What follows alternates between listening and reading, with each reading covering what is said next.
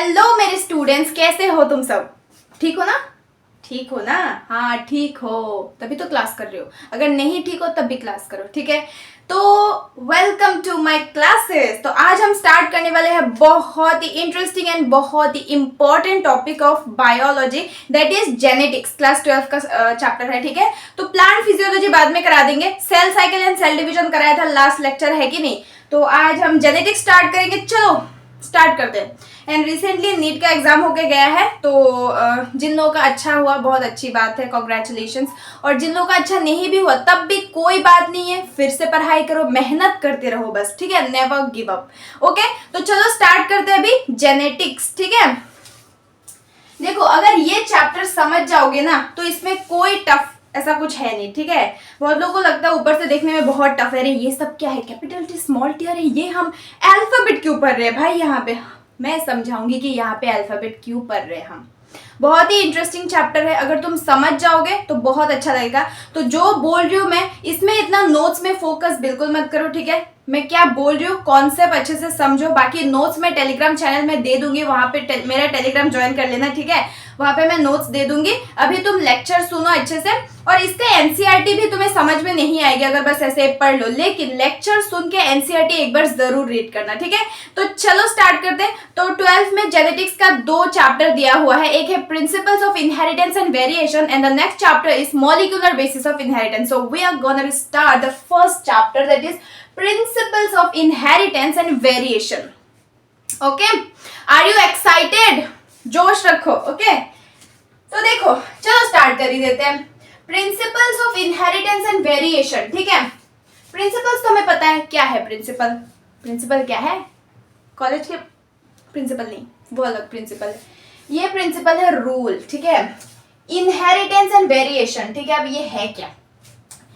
इस चैप्टर में सब कुछ देखो तुम्हें टर्म से समझ में आ जाना चाहिए, ठीक है? इनहेरिटेंस एंड वेरिएशन ये दोनों है क्या, पहले हम ये समझते हैं, तभी तो हमें चैप्टर समझ में आएगा, ठीक है? इनहेरिटेंस, इनहेरिट होना। इनहेरिटेंस का मतलब है कि पेरेंट्स से ऑफस्प्रिंग तक, यहाँ पे जेनेटिक्स के बहुत सारे टर्म्स मिलेंगे, वो ध्यान रखना, ठीक है? कोई टफ चीज नहीं है, बहुत ही अच्छे से समझा दूंगी, तुम लोग बस कॉन्सेंट्रेट होकर सुनना, ठीक है? इनहेरिटेंस का मतलब है कि कैरेक्टरिस्टिक फीचर जो है वो पेरेंट्स से बच्चों तक ट्रांसफर होना, ठीक है? फॉर एग्जांपल, एक पेरेंट है, मतलब फादर है, मदर है, ठीक है? फादर का हाइट टॉल है, फादर लंबा है, टॉल है, ठीक है? मदर के हेयर जो है वो कर्ली है, तो बच्चा जो हुआ वो भी लंबा हुआ और उसका भी जो हेयर है वो कर्ली हुआ। तो मदर और फादर का कैरेक्टरिस्टिक फीचर बच्चे में ट्रांसफर हुआ, है कि नहीं? अगर मदर फादर का नहीं भी हो रहा है, कोई बुआ है, मौसी है, उन लोगों का भी ट्रांसफर हुआ, ठीक है? तो एक जनरेशन से दूसरे जनरेशन में पेरेंट्स से बच्चों में जो कैरेक्टरिस्टिक फीचर ट्रांसफर होने का प्रोसेस है, उसी को हम क्या बोलते हैं? इनहेरिटेंस बोलते हैं, ठीक है? अब एक और टर्म है, दैट इज हेरेडिटी। क्लास 10 का एक चैप्टर था ना, हेरिडिटी। ये हेरिडिटी है क्या? एक्चुअली ये जो इनहेरिटेंस है, इसको हम बहुत ही ब्रीफली पढ़ते हैं हम हेरिडिटी में। हेरिडिटी का एक पार्ट है इनहेरिटेंस, मतलब ये जो कैरेक्टरिस्टिक फीचर बच्चों में ट्रांसफर हुआ, वो कैरेक्टरिस्टिक फीचर एक्सप्रेस होगा बच्चे में, फिर उस बच्चे से नेक्स्ट जनरेशन में जाएगा, और जो भी स्टडी है, ठीक है, उन सब को मिला के हम बोलते हैं हेरिडिटी। ओके, ये जो कैरेक्टरिस्टिक फीचर ट्रांसफर हुआ, वो कैरेक्टरिस्टिक फीचर एक्सप्रेस होगा बच्चों में दिखेगा कि ये कैरेक्टर आया है, ठीक है? और उस कैरेक्टर रिलेटेड जितने भी स्टडी है, सबको हम हेरिडिटी बोलते हैं, ओके? हेरिडिटी बोलते हैं। अब देखो, ये वेरिएशन क्या है? वेरिएशन टर्म से तो तुम्हें समझ में आ जाना चाहिए। वेरिएशन का मतलब है चेंजेस, ठीक है? ह्यूमंस में देखो, सेक्सुअल रिप्रोडक्शन में कभी भी एग्जैक्ट कॉपी नहीं बनता। एसेक्सुअल रिप्रोडक्शन में क्या होता है, वहां पे दो, मतलब मेल गैमेट और फीमेल गैमेट का फ्यूजन नहीं होता कि दोनों का कैरेक्टर आएगा। एसेक्सुअल रिप्रोडक्शन में होता क्या है कि एक पेरेंट होता है, वहां से नया डॉटर सेल बन जाते हैं, तो इसी का कैरेक्टर दोनों में बटता है, ठीक है? तो इसीलिए इसमें चेंजेस नहीं आता है। लेकिन सेक्सुअल रिप्रोडक्शन में क्या होता है, एक मेल होता है, एक फीमेल होता है, दोनों का कैरेक्टर मिला के फिर बच्चा होता है ना। मेल गैमेट और फीमेल गैमेट के फ्यूजन से जाइगोट बनता है, उस जाइगोट में दोनों का कैरेक्टर आता है, तो इसीलिए उसमें वेरिएशन देखने को मिलता है, चेंजेस देखने को मिलता है। तुम एग्जैक्टली अपने पेरेंट की तरह तो नहीं हो ना, तुम एग्जैक्टली अपने मम्मी पापा की तरह, अपने भाई बहन की तरह, हाँ ट्विंस की बात अलग है, वो हम बाद में पढ़ेंगे, लेकिन जो नॉर्मल होते हैं, मतलब तुम एग्जैक्टली अपने माँ बाप की तरह या फिर भाई बहन की तरह नहीं हो, कुछ तो डिफरेंस है, ठीक है। तो वो जो चेंजेस है उसी को हम बोलते हैं वेरिएशन। Okay, sorry. ओके, समझ में आया? क्या समझ में आया तुम लोग को? क्या? हाँ हाँ बताओ। तो जो चेंजेस होते हैं उसी को हम वेरिएशन बोलते हैं। ये जो वेरिएशन होता है ये दो तरह का होता है, ठीक है। इसमें मैं इतना अच्छे से नोट्स नहीं बनाऊंगी, ठीक है, बस समझो कॉन्सेप्ट को। वेरिएशन दो तरह का होता है, एक होता है वर्टिकल वेरिएशन और एक होता है हॉरिजॉन्टल वेरिएशन। ये क्या है भाई? ये क्या है? क्या बोल दिया? वेरिएशन में भी हॉरिजॉन्टल वर्टिकल? वर्टिकल वेरिएशन का मतलब है जो पेरेंट्स होते हैं, मतलब जो बच्चे आते हैं, ऑफस्प्रिंग आते हैं पेरेंट्स से, वो पेरेंट्स से डिफरेंट होते हैं, है कि नहीं। तुम अपने पेरेंट्स के साथ थोड़ा बहुत तुम में डिफरेंस है, थोड़ा बहुत चेंजेस है, तुम एग्जैक्टली अपने पेरेंट्स की तरह नहीं हो, वो चेंजेस को बोलते हैं वर्टिकल वेरिएशन, ठीक है। और तुम अपने भाई बहन के साथ भी एकदम एग्जैक्ट नहीं हो, 100% सारे सब कुछ सिमिलर नहीं है, आइडेंटिकल नहीं हो, सिमिलर हो, कुछ कुछ कैरेक्टरिस्टिक फीचर मैच है क्योंकि दोनों का पेरेंट्स सेम है, ठीक है, लेकिन एकदम 100% सब कुछ एक जैसा नहीं है, ठीक है। तो वो जो चेंजेस है उसको हम बोलते हैं हॉरिजॉन्टल वेरिएशन, ठीक है। मतलब पेरेंट्स और बच्चों के बीच में जो चेंजेस है दैट इज वर्टिकल वेरिएशन, और सिबलिंग के बीच में जो चेंजेस है दैट इज हॉरिजॉन्टल वेरिएशन, ठीक है। समझ में आया? तो इनहेरिटेंस का मतलब है कि पेरेंट्स से ऑफस्प्रिंग तक या प्रोजेनी, प्रोजेनी मतलब नेक्स्ट जनरेशन, ऑफस्प्रिंग मतलब बच्चा, पेरेंट्स से ऑफस्प्रिंग या प्रोजेनी तक जो कैरेक्टरिस्टिक फीचर ट्रांसफर होता है उस प्रोसेस को हम इनहेरिटेंस बोलते हैं। वो ट्रांसफर होने के बाद जो बच्चों में एक्सप्रेस होता है उसका जो ब्रीफ स्टडी है उसको हम हेरिडिटी बोलते हैं। कहा गया? हेरिडिटी बोलते हैं, ठीक है। और ये जो वेरिएशन मतलब ये जो ट्रांसफर हो रहा है कैरेक्टरिस्टिक फीचर, इसकी वजह से क्या होता है, सेक्सुअल रिप्रोडक्शन के थ्रू वेरिएशन आता है, क्योंकि दो लोगों का कैरेक्टर मैच हो रहा है, ठीक है। तो एक जैसा तो बिल्कुल नहीं होगा, ठीक है। तो वेरिएशन, चेंजेस आते हैं, ये वेरिएशन, इनहेरिटेंस, इन सब की स्टडी को ही हम बोलते हैं जेनेटिक्स, ठीक है। हम इसी को बोलते हैं जेनेटिक्स। समझ में आया? ठीक है। देखो टेलीग्राम चैनल में मेरा नोट्स मिल जाएगा, ठीक है, तो अच्छे से लेक्चर सुनो। और एक बात, नोट्स मिल जाएगा ये सोच के फिर खुद का नोट्स नहीं बनाओगे, ये मत करना, फिर इतना आलसी मत बनना बेटा। क्या करते हो बेटा? इतना आलसी बनोगे तो कैसे चलेगा बेटा, है कि नहीं। देखो मैंने अपने हिसाब से नोट्स बनाए, हर स्टूडेंट का समझने का तरीका अलग होता है, तो सब लोग अपने अपनी तरफ से नोट्स बनाएंगे, ठीक है। कोई वहां पे उसके ऊपर डिपेंडेंट होके नहीं रहेगा। समझ में आया कि नहीं? हाँ, मैं नोट्स देती हूँ क्योंकि तुम ये लेक्चर सुनोगे, फिर वो नोट्स देखोगे तो मैंने क्या बोला वो नोट्स देख के तुम्हें याद आ जाएगा वो सब चीजें, लेकिन उसी नोट्स को अपने हिसाब से मॉडिफाई करके बनाना है, ठीक है। ओके, चलो, मतलब आओ बैठो पढ़ो। Some basics of genetics. देखो ये मैंने क्लास 10 के चैप्टर में भी पढ़ाया है, हेरिडिटी चैप्टर में, ठीक है। ओके, फिर से बोल देंगे, यहाँ पे थोड़ा एडवांस में है, बोल देंगे, don't worry. Some basics of genetics. तो जेनेटिक्स हमें पता है कि नहीं? अभी मैंने बोला कि जेनेटिक्स होता क्या है, कैरेक्टरिस्टिक फीचर ट्रांसफर होना और उसके वजह से चेंजेस आना, इन्हीं सबको क्या बोलते हैं? हम जेनेटिक्स बोलते हैं। तो जेनेटिक्स समझने के लिए हमें कुछ चीजें समझनी पड़ेगी, मतलब अभी तक हम मेन चैप्टर में घुसे नहीं, ठीक है। उसके लिए हम क्या कर रहे हैं, हम अभी ट्रैवलिंग के लिए निकलेंगे तो हम खाना रेडी कर रहे हैं, टिफिन बांध रहे हैं, पानी ले रहे हैं, है ना, ड्रेसअप कर रहे हैं, उसके बाद हम ट्रैवल के लिए निकलेंगे, है कि नहीं। ओके, अब देखो ये है एक गोल मटोल सी आलू, अंडा तो नहीं हुआ, ये एक सेल है, okay, this is a cell. Cell के अंदर जो डेंस स्ट्रक्चर है दैट इज न्यूक्लियस। अब ये मत बोल रहे ये क्या होता है, मार पड़ेगी, 2 चैप्टर कराए हैं मैंने इसके ऊपर। ये है सेल और इसका जो डेंस स्ट्रक्चर है दैट इज न्यूक्लियस, ठीक है। इस न्यूक्लियस के अंदर होता क्या है मतलब सेल जब इंटरफेज में रहता है तो क्रोमेटिन होता है, ठीक है। लेकिन सेल जब एम फेज में आता है तो वो क्रोमोसोम बन जाता है। तो क्रोमोसोम समझने में ज्यादा इजी होता है, तो क्रोमोसोम ड्रॉ करते हैं, ठीक है। सो न्यूक्लियस के अंदर होता है हमारा प्यारा प्यारा, ये देखो गर्लफ्रेंड बॉयफ्रेंड कैसे बैठे हुए हैं, ठीक है।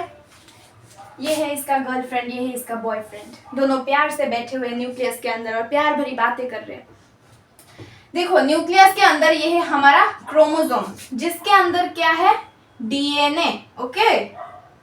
डीएनए क्या है हमारा, genetic material, genetics and genetic material. तो हमें जेनेटिक्स समझने के लिए तो जेनेटिक मटेरियल समझना ही पड़ेगा, है कि नहीं।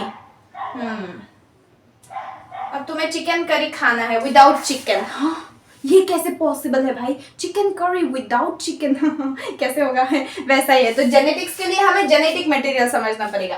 तो ये एक सेल है, दिस इज द साइटोप्लाज्म, जहां पे और सेल ऑर्गेनेली फ्लोट कर रहे हैं। और डेंस स्ट्रक्चर जो है दैट इज न्यूक्लियस। न्यूक्लियस के अंदर है हमारा प्यारा प्यारा क्रोमोसोम, दिस इज सेंट्रोमियर। और क्रोमोसोम के अंदर है हमारा genetic material that is DNA, okay. अब देखो यार बहुत गर्मी है यार, इस डीएनए को हम अच्छे से पढ़ते हैं। डीएनए को छोड़ेंगे नहीं, आज अच्छे से पढ़ेंगे इसको। उठाने जाऊंगा तुझे मैं डोली में, ने। ओ ये मैं क्यों गा रही हूँ भाई ये तो लड़का का गाना है, ओके। सो हमने क्या देखा, सेल के अंदर न्यूक्लियस है, न्यूक्लियस के अंदर क्या है, क्रोमोसोम, क्रोमोसोम में है हमारा जेनेटिक मटेरियल डीएनए। अब क्रोमोसोम के अंदर क्यों है, देखो क्रोमोसोम बेसिकली है क्या, डीएनए, और उसमें प्रोटीन मिलके वो क्रोमोसोम बन जाता है। तो उस स्ट्रक्चर में डीएनए है कि नहीं, उसी को बोला है, ठीक है। सो हम बना रहे हैं हमारा प्यारा प्यारा क्रोमोसोम। वाओ ये बनाने में मजा आता है ना, अच्छा दिखता है। पंखा है कि नहीं, थोड़ा सा फ्लैट पंखा है, एनीवे।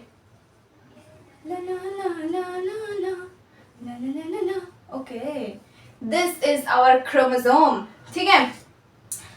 अब सपोज पकड़ लो, मान लो, ठीक है, दिमाग है तो मान लो थोड़ा सा, ये दोनों होमोलोगस क्रोमोसोम है। अब देखो मैं जो टर्म्स बोल रही हूँ ना वही टर्म्स काम आने वाले हैं, तो वो टर्म्स समझो, नोट्स में तो मिल जाएगा वो क्या है, लेकिन समझो ये क्या है, ठीक है।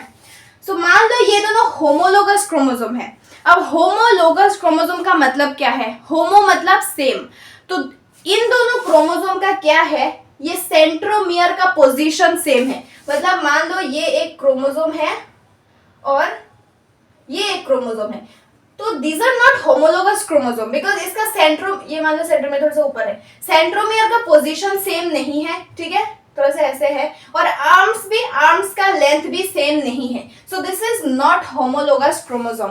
होमोलोगस क्रोमोसोम वो है जिन दोनों का सेंट्रोमियर का पोजीशन सेम है और इनका आर्म का लेंथ भी सेम है, साइज एंड शेप सब कुछ सेम है, ठीक है। इन दोनों का आर्म, इन दोनों का आर्म, मान लो ये अगर 2 सेंटीमीटर इतना बड़ा तो नहीं होगा, बस बोल रही हूँ एग्जाम्पल के लिए, मान लो ये अगर 2 सेंटीमीटर है, ये भी 2 सेंटीमीटर, ये भी 2 सेंटीमीटर, ये भी 2 सेंटीमीटर, तो इन दोनों का डिफरेंस भी सेम है, सेंट्रोमियर का पोजीशन भी सेम है, ठीक है। इसके अलावा क्या होता है, सेंट्रोमियर का पोजीशन सेम है, साइज एंड शेप आर्म्स का सेम है, और साथ में इसमें ये जो क्रोमोसोम है इसमें जो जीन प्रेजेंट होता है वो जीन का कैरेक्टर कैरी करने वाले जीन सेम पोजीशन में होता है।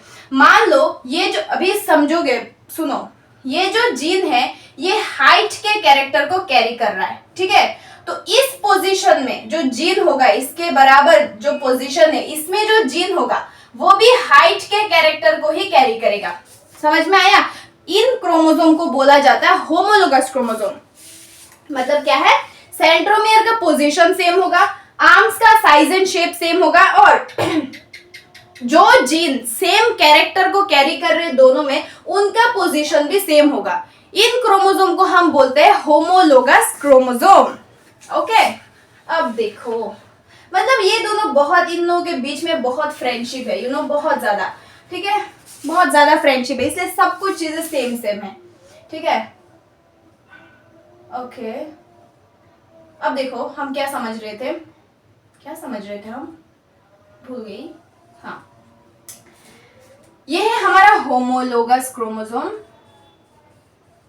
Homologous chromosome.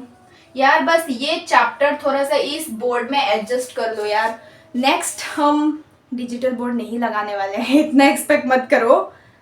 हाँ तुम लोग सपोर्ट करो तो एक दिन जरूर लगा लेंगे इंशाल्लाह, बट अभी नहीं, लेकिन एक अच्छा सा बोर्ड लाएंगे, ठीक है। तो ये चैप्टर बस इसमें करा रहे हैं। बट इसी से मैंने स्टार्ट किया, so I love this board. Okay, basically ये वॉल स्टिकर है। Okay, so this is homologous chromosome. Okay, अब देखो इसके अंदर है हमारा genetic material, that is DNA, हमारा डीएनए। ओके, डीएनए का मतलब क्या है बेटा? डीऑक्सीरिबो न्यूक्लिक एसिड। ओके, ये हम molecular basis of inheritance chapter में डीएनए कैसे बने हैं, क्या क्या करता है, सब कुछ हम पढ़ेंगे उसमें, ठीक है। इसका नेक्स्ट चैप्टर जो है, सो डीएनए और प्रोटीन मिलके ही क्रोमोसोम बनता है, तो क्रोमोसोम में डीएनए है कि नहीं, ठीक है। सो ये है हमारा genetic material DNA. This is the centromere,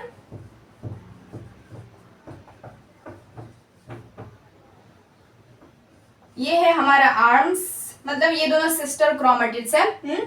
और ये है हमारा डीएनए, जेनेटिक मटेरियल। ओके, समझ में आया कि नहीं? अब देखो इस डीएनए को हम ड्रॉ कर रहे हैं। नहीं, ये क्या हो गया यार, इरिटेट मत होना प्लीज, सुनो अच्छे से। ये है हमारा डीएनए। ये यूकैरियोटिक सेल का डीएनए है, जो कि लॉन्ग है, डबल स्ट्रैंडेड डीएनए है, ठीक है। तो ये हमारा डीएनए हो गया, ठीक है। ये वाला पोर्शन ये है डबल स्ट्रैंडेड डीएनए हमारा, ठीक है। अब इस डीएनए का जो छोटा छोटा सेगमेंट है, अब ये डीएनए छोटे छोटे सेगमेंट से बने हैं कि नहीं? हाँ, अगर मुझे काट दोगे ऐसे, भाई मत काटना प्लीज, मुझे मत मारना, अगर काट दोगे, मान लो मेरे ये हाथ काट दिया, तो ऐसे छोटे छोटे टुकड़ा हो जाएगा ना, वो छोटे टुकड़ा जुड़ के तो ये बना है ना, वैसे ये जो डीएनए है वो छोटे छोटे सेगमेंट से बने हैं। अब डीएनए का काम क्या है बताओ जरा? एक तो जेनेटिक मटेरियल कैरी करता है, उसके अलावा डीएनए ट्रांसक्रिप्शन करके डीएनए से आरएनए बनता है, फिर वो आरएनए ट्रांसल्यूशन करता है, करके वहां से प्रोटीन बनाता है। ये हम नेक्स्ट चैप्टर में पढ़ेंगे, ठीक है। अब देखो डीएनए का जो ये छोटा छोटा सेगमेंट है, ये एक सेगमेंट है, ये एक सेगमेंट है, यहाँ पे भी एक सेगमेंट है, ठीक है। ये छोटा छोटा जो सेगमेंट है, मतलब टुकड़ा है डीएनए का, उसको हम बोलते हैं जीन, जो क्या करता है? प्रोटीन बनाता है और कैरेक्टरिस्टिक फीचर को कैरी करता है, यही जीन। समझ में आया जीन क्या है? डीएनए क्या है समझ में आया? डीऑक्सीरिबोन्यूक्लिक एसिड, और उसका ही एक छोटा छोटा पार्ट जो है, जो प्रोटीन बनाता है और साथ में कैरेक्टरिस्टिक फीचर को कैरी करता है, उसी को हम क्या बोलते हैं? जीन बोलते हैं। समझ में आया? ओके, अब एक बहुत ही इंपॉर्टेंट चीज बताने वाली हूं, वो ध्यान से सुनो, ठीक है। से मैं ना आऊंगी और एक दीवाने जा, क्यों ऐसे ही वैसे बना के बातें, मुझे ना तू उलझा रे, उलझाऊंगा, हाँ मिट जाऊंगा, हाँ दिल तेरा लिए। क्या था बाद में बताओ? तुम दोनों तुम लोग कंप्लीट करो, क्या था उसके बाद? क्या था? ओके, हमने अपना क्रोमोसोम को फिर से बनाया। ये देखो मैंने अभी क्या बोला वो समझ में आया ना? अब देखो ये दोनों होमोलोगस क्रोमोसोम है, ठीक है। ये दोनों सिस्टर क्रोमेटिड्स है, ये सेंट्रोमियर है इसका, इसके अंदर है हमारा genetic material that is DNA, ठीक है। मतलब मान लो यही डीएनए है हमारा, ठीक है। अब डीएनए का जो छोटा छोटा सेगमेंट है उसी को हम जीन बोल रहे हैं, ठीक है। तो मान लो ये है डीएनए का एक छोटा सा सेगमेंट, इसके अंदर ये डीएनए है तो इसका एक छोटा सा सेगमेंट है, ठीक है। ओके ओके, थोड़ा सा डायग्राम चाहिए तो समझ में आएगा, नहीं आएगा तो कैसे होगा भाई। ये हो गया हमारा जीन और इसका होगा, क्योंकि ये दोनों होमोलोगस क्रोमोसोम है, राइट। तो इन दोनों का सेम कैरेक्टर वाला जीन सेम पोजीशन में होगा, राइट। यहाँ पे एक और जीन है, ला ला ला, अलादीन का जीन नहीं है ये बाय द वे, ओके। ये कुछ अलग जीन है, वैसे ये भी जादू करता है। इसी में कैरेक्टर्स होते हैं, तो इसी से फिर जाके कैरेक्टरिस्टिक फीचर ट्रांसफर होता है, तो ये भी तो जादूगर है ना। ओके, अब एक चीज देखो, जीन और alleles is the most and the end the क्या है सबसे ज़्यादा useful and the most useful word in genetics. Okay, Aleel is the most important and most useful word in genetics. सबसे ज्यादा तुम्हें यही सुनने को मिलेगा कि अलील अलील अलील है. भाई ये क्या है, व्हाट इज अलील? जीन और अलील में डिफरेंस क्या है, देखो मैं बताती हूँ. ये होमोलोगस क्रोमोसोम है, ठीक है. तो हमें पता है होमोलोगस क्रोमोसोम में जो जीन होते हैं, सेम कैरेक्टर को कैरी करने वाला जीन क्या होता है, सेम पोजीशन में होता है. अब एक और चीज, कैरेक्टर और ट्रेट, ये दोनों क्या होता है? ट्रेट का मतलब कैरेक्टरिस्टिक फीचर ही होता है, लेकिन एक्चुअल में डिफरेंस क्या है? मान लो ये दोनों जो जीन है, ये दोनों एक कैरेक्टर को कैरी कर रहे हैं, दैट इज हाइट. ठीक है, दोनों ही हाइट को कैरी करेंगे क्योंकि ये होमोलोगस क्रोमोसोम है. तो होमोलोगस क्रोमोसोम में सेम पोजीशन में जो जीन प्रेजेंट होता है वो सेम कैरेक्टर को कैरी करते हैं. ठीक है, सो ये जीन भी हाइट को कैरी कर रहा है और ये जीन भी हाइट को कैरी कर रहा है. अब देखो ये हाइट क्या है? Character. Okay, height is the character या कोई फीचर. Okay, characteristic feature. अब ये जो हाइट है ये दो तरह का हो सकता है, या तो वो टॉल हो सकता है या तो वो डुअर्फ हो सकता है. मीडियम मीडियम कुछ नहीं होता. ठीक है, या तो वो टॉल होगा या तो वो डुअर्फ होगा. तो height either it is tall और इट इज डुअर्फ. तो ये जो हाइट एक कैरेक्टर है, लेकिन ये कैरेक्टर का दो टाइप है. इन्हीं दो टाइप्स को हम बोलते हैं ट्रेट. ओके, समझ में आया difference between character and trait? ये भी एक कैरेक्टर ही है, लेकिन एक्चुअल डिफरेंस क्या है समझ में आ गया ना, कि हाइट जो है वो एक कैरेक्टर है, लेकिन इसका भी दो अलग अलग फॉर्म हो सकता है, टॉल एंड डुअर्फ, और इसको बोलते हैं ट्रेट. फॉर एग्जांपल मान लो आई कलर. ठीक है, सो आई कलर, या फिर मान लो हेयर मान लो. तो एक पेरेंट में हेयर कैसे है उसके ऊपर डिपेंड करता है कि बच्चे का हेयर कैसे होगा, है कि नहीं. तो हेयर क्या है? एक कैरेक्टर है, लेकिन ये हेयर जो है ये स्ट्रेट भी हो सकता है, कर्ली भी हो सकता है. ठीक है, तो ये स्ट्रेट और कर्ली जो है ये दोनों उस कैरेक्टर का टाइप्स है. तो स्ट्रेट और कर्ली हो जाएगा ट्रेट, और जो हेयर है वो हो जाएगा कैरेक्टर. समझ में आया? आई नो तुम लोगों को समझ में आया. ओके, अब देखो एक चीज, अलील्स है क्या?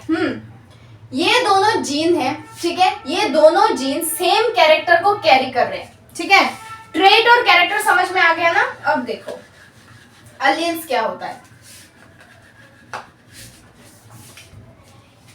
इन दोनों के पास सेम कैरेक्टर है, height. Of course same character ही होगा क्योंकि होमोलोगस क्रोमोसोम है, तो सेम पोजीशन के जीन सेम कैरेक्टर को कैरी करेगा. लेकिन ये वाली जो जीन है इसका जो कैरेक्टर हाइट है ये टॉल वाला हाइट है और इसके पास है डुअर्फ वाला. ठीक है, अब देखो मान लो ये क्रोमोसोम फादर का है, ये क्रोमोसोम मदर का है. ठीक है, तो फादर का जो हाइट वाला क्रोमोसोम है उसमें जो हाइट है वो टॉल है. मान लो फादर जो है वो टॉल है और मम्मी जो है वो डुअर्फ है. ठीक है, समझ में आया? तो सेम जीन का सेम कैरेक्टर लेकिन दो अलग अलग ट्रेट, इसको हम बोलते हैं अलील्स. समझ में आया? अब देखो अगर ये भी टॉल होता और ये भी टॉल होता तो जीन भी सेम है, कैरेक्टर भी सेम है और ट्रेट भी सेम हो जाता, तो वो अलील नहीं कहते हम, वो अलग चीज है, बाद में पढ़ेंगे. ठीक है, वो पॉलीजेनिक इनहेरिटेंस में आ जाएगा, वो अलग चीज है. ठीक है, लेकिन सेम जीन का सेम कैरेक्टर का डिफरेंट डिफरेंट जो ट्रेट है उसको हम बोलते हैं अलील्स. तो अलील्स क्या है? Basically two forms of gene या contrasting forms of a gene. एक जीन का दो कॉन्ट्रास्टिंग का मतलब है डिफरेंट, ऑपोजिट. कॉन्ट्रास्टिंग का मतलब क्या है? ऑपोजिट. ठीक है, सो वन जीन का क्या है? दो कॉन्ट्रास्टिंग फॉर्म है, दोनों के पास सेम कैरेक्टर है, हाइट. हाँ, दो अलग अलग क्रोमोसोम है तो ऑफ कोर्स जीन दो है, बट हम इसीलिए वन जीन बोल रहे हैं क्योंकि दोनों का कैरेक्टर सेम है, पोजीशन सेम है. सो वन जीन का दो अलग अलग फॉर्म है, कॉन्ट्रास्टिंग ट्रेट है, इसको हम बोलते हैं अलील. समझ में आया कि नहीं? समझ में आया कि नहीं आया तुम लोगों को? हाँ यार, मुझे तुम लोगों का एक्सप्रेशन देखना है. तुम लोग सामने हो नहीं, मुझे कैसे पता चलेगा कि तुम लोगों को समझ में आया कि नहीं? मेरे अंदर अच्छा नहीं लगता कि तुम लोगों को समझ में आया है कि नहीं. अब कमेंट करो, ठीक है, समझ में आया बोल कर, और जो समझ में नहीं आया वो मुझे टेलीग्राम में वहां पे या फिर यूट्यूब में भी कमेंट करके बोल सकते हो, मैं फिर से शॉर्ट वीडियो में लेक्चर दे दूंगी समझा के, ठीक है ना। तो हमने देख लिया होमोलोगस क्रोमोसोम क्या होता है, जीन क्या होता है, कैरेक्टर क्या होता है, ट्रेट क्या होता है, अलील्स क्या होता है, ये हमने देख लिया, ठीक है। अब देखो एक चीज, ओके बार बार मैं रफ क्यों कर रही हूँ भाई, ये जो अलील्स है, ठीक है, ये जो कैरेक्टर है इसको हम कुछ सिंबल से रिप्रेजेंट करते हैं, ये एक्सपेरिमेंटल है, यहाँ मैं अल्फाबेट नहीं लिखने वाली, इसको ऐसे रिप्रेजेंट किया जाता है। टॉल को लिखा जाता है कैपिटल टी से और डुआर्फ को लिखा जाता है स्मॉल टी से, ठीक है। हाइट का एग्जाम्पल सबसे कॉमन है तो इसी को लेके सब लोग एग्जाम्पल से समझाते हैं, ठीक है। सो टॉल को कैपिटल टी से लिखा जाता है और डुआर्फ को स्मॉल टी से लिखा जाता है, ठीक है। अब देखो एक चीज, डोमिनेंट एंड रिसेसिव, अगर ये फादर है और ये टॉल है, मदर है और ये डॉर्फ है, अब इन दोनों क्रोमोसोम का अगर फ्यूजन हुआ तो जो जाइगोट में कैरेक्टर आएगा हाइट का वो कैपिटल टी स्मॉल टी आएगा, ये बाद में पता चलेगा कैसे आएगा, लेकिन वो बच्चा भी टॉल निकलेगा, ठीक है, क्योंकि डोमिनेंट वाला हमेशा एक्सप्रेस होता है, जो कैपिटल लेटर में लिखा होगा वही हमेशा नेक्स्ट जनरेशन में एक्सप्रेस होगा, ठीक है। सो that is dominant and recessive. अब देखो एक चीज, होमोजाइगस अलील और हेटेरोजाइगस अलील क्या होता है।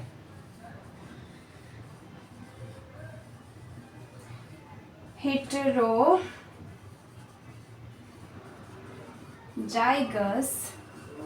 अलील, ठीक है। ओके तो देखो होमोजाइगस अलील और हेटेरोजाइगस अलील क्या होता है। होमो का मतलब होता है सेम, हेटेरो मतलब डिफरेंट। तो अब देखो अलील अलील का मतलब क्या है, contrasting forms of a gene, ठीक है, या to forms of A gene, ठीक है। एक जीन का जब सेम कैरेक्टर का अलग अलग ट्रेट होगा उसको हम अलील बोल रहे हैं, तो हमेशा अलील दो ही होगा, क्योंकि अलील का मतलब ही है दो डिफरेंट डिफरेंट ट्रेट, तो अलील्स हमेशा दो होगा। तो देखो होमोजाइगस अलील का मतलब है जहां पे अलील सेम होगा, मान लो ये ट्रेट भी टॉल है ये भी टॉल है तो कैपिटल टी, या फिर मान लो ये भी डुअर्फ है ये भी डुअर्फ है तो स्मॉल टी, ठीक है।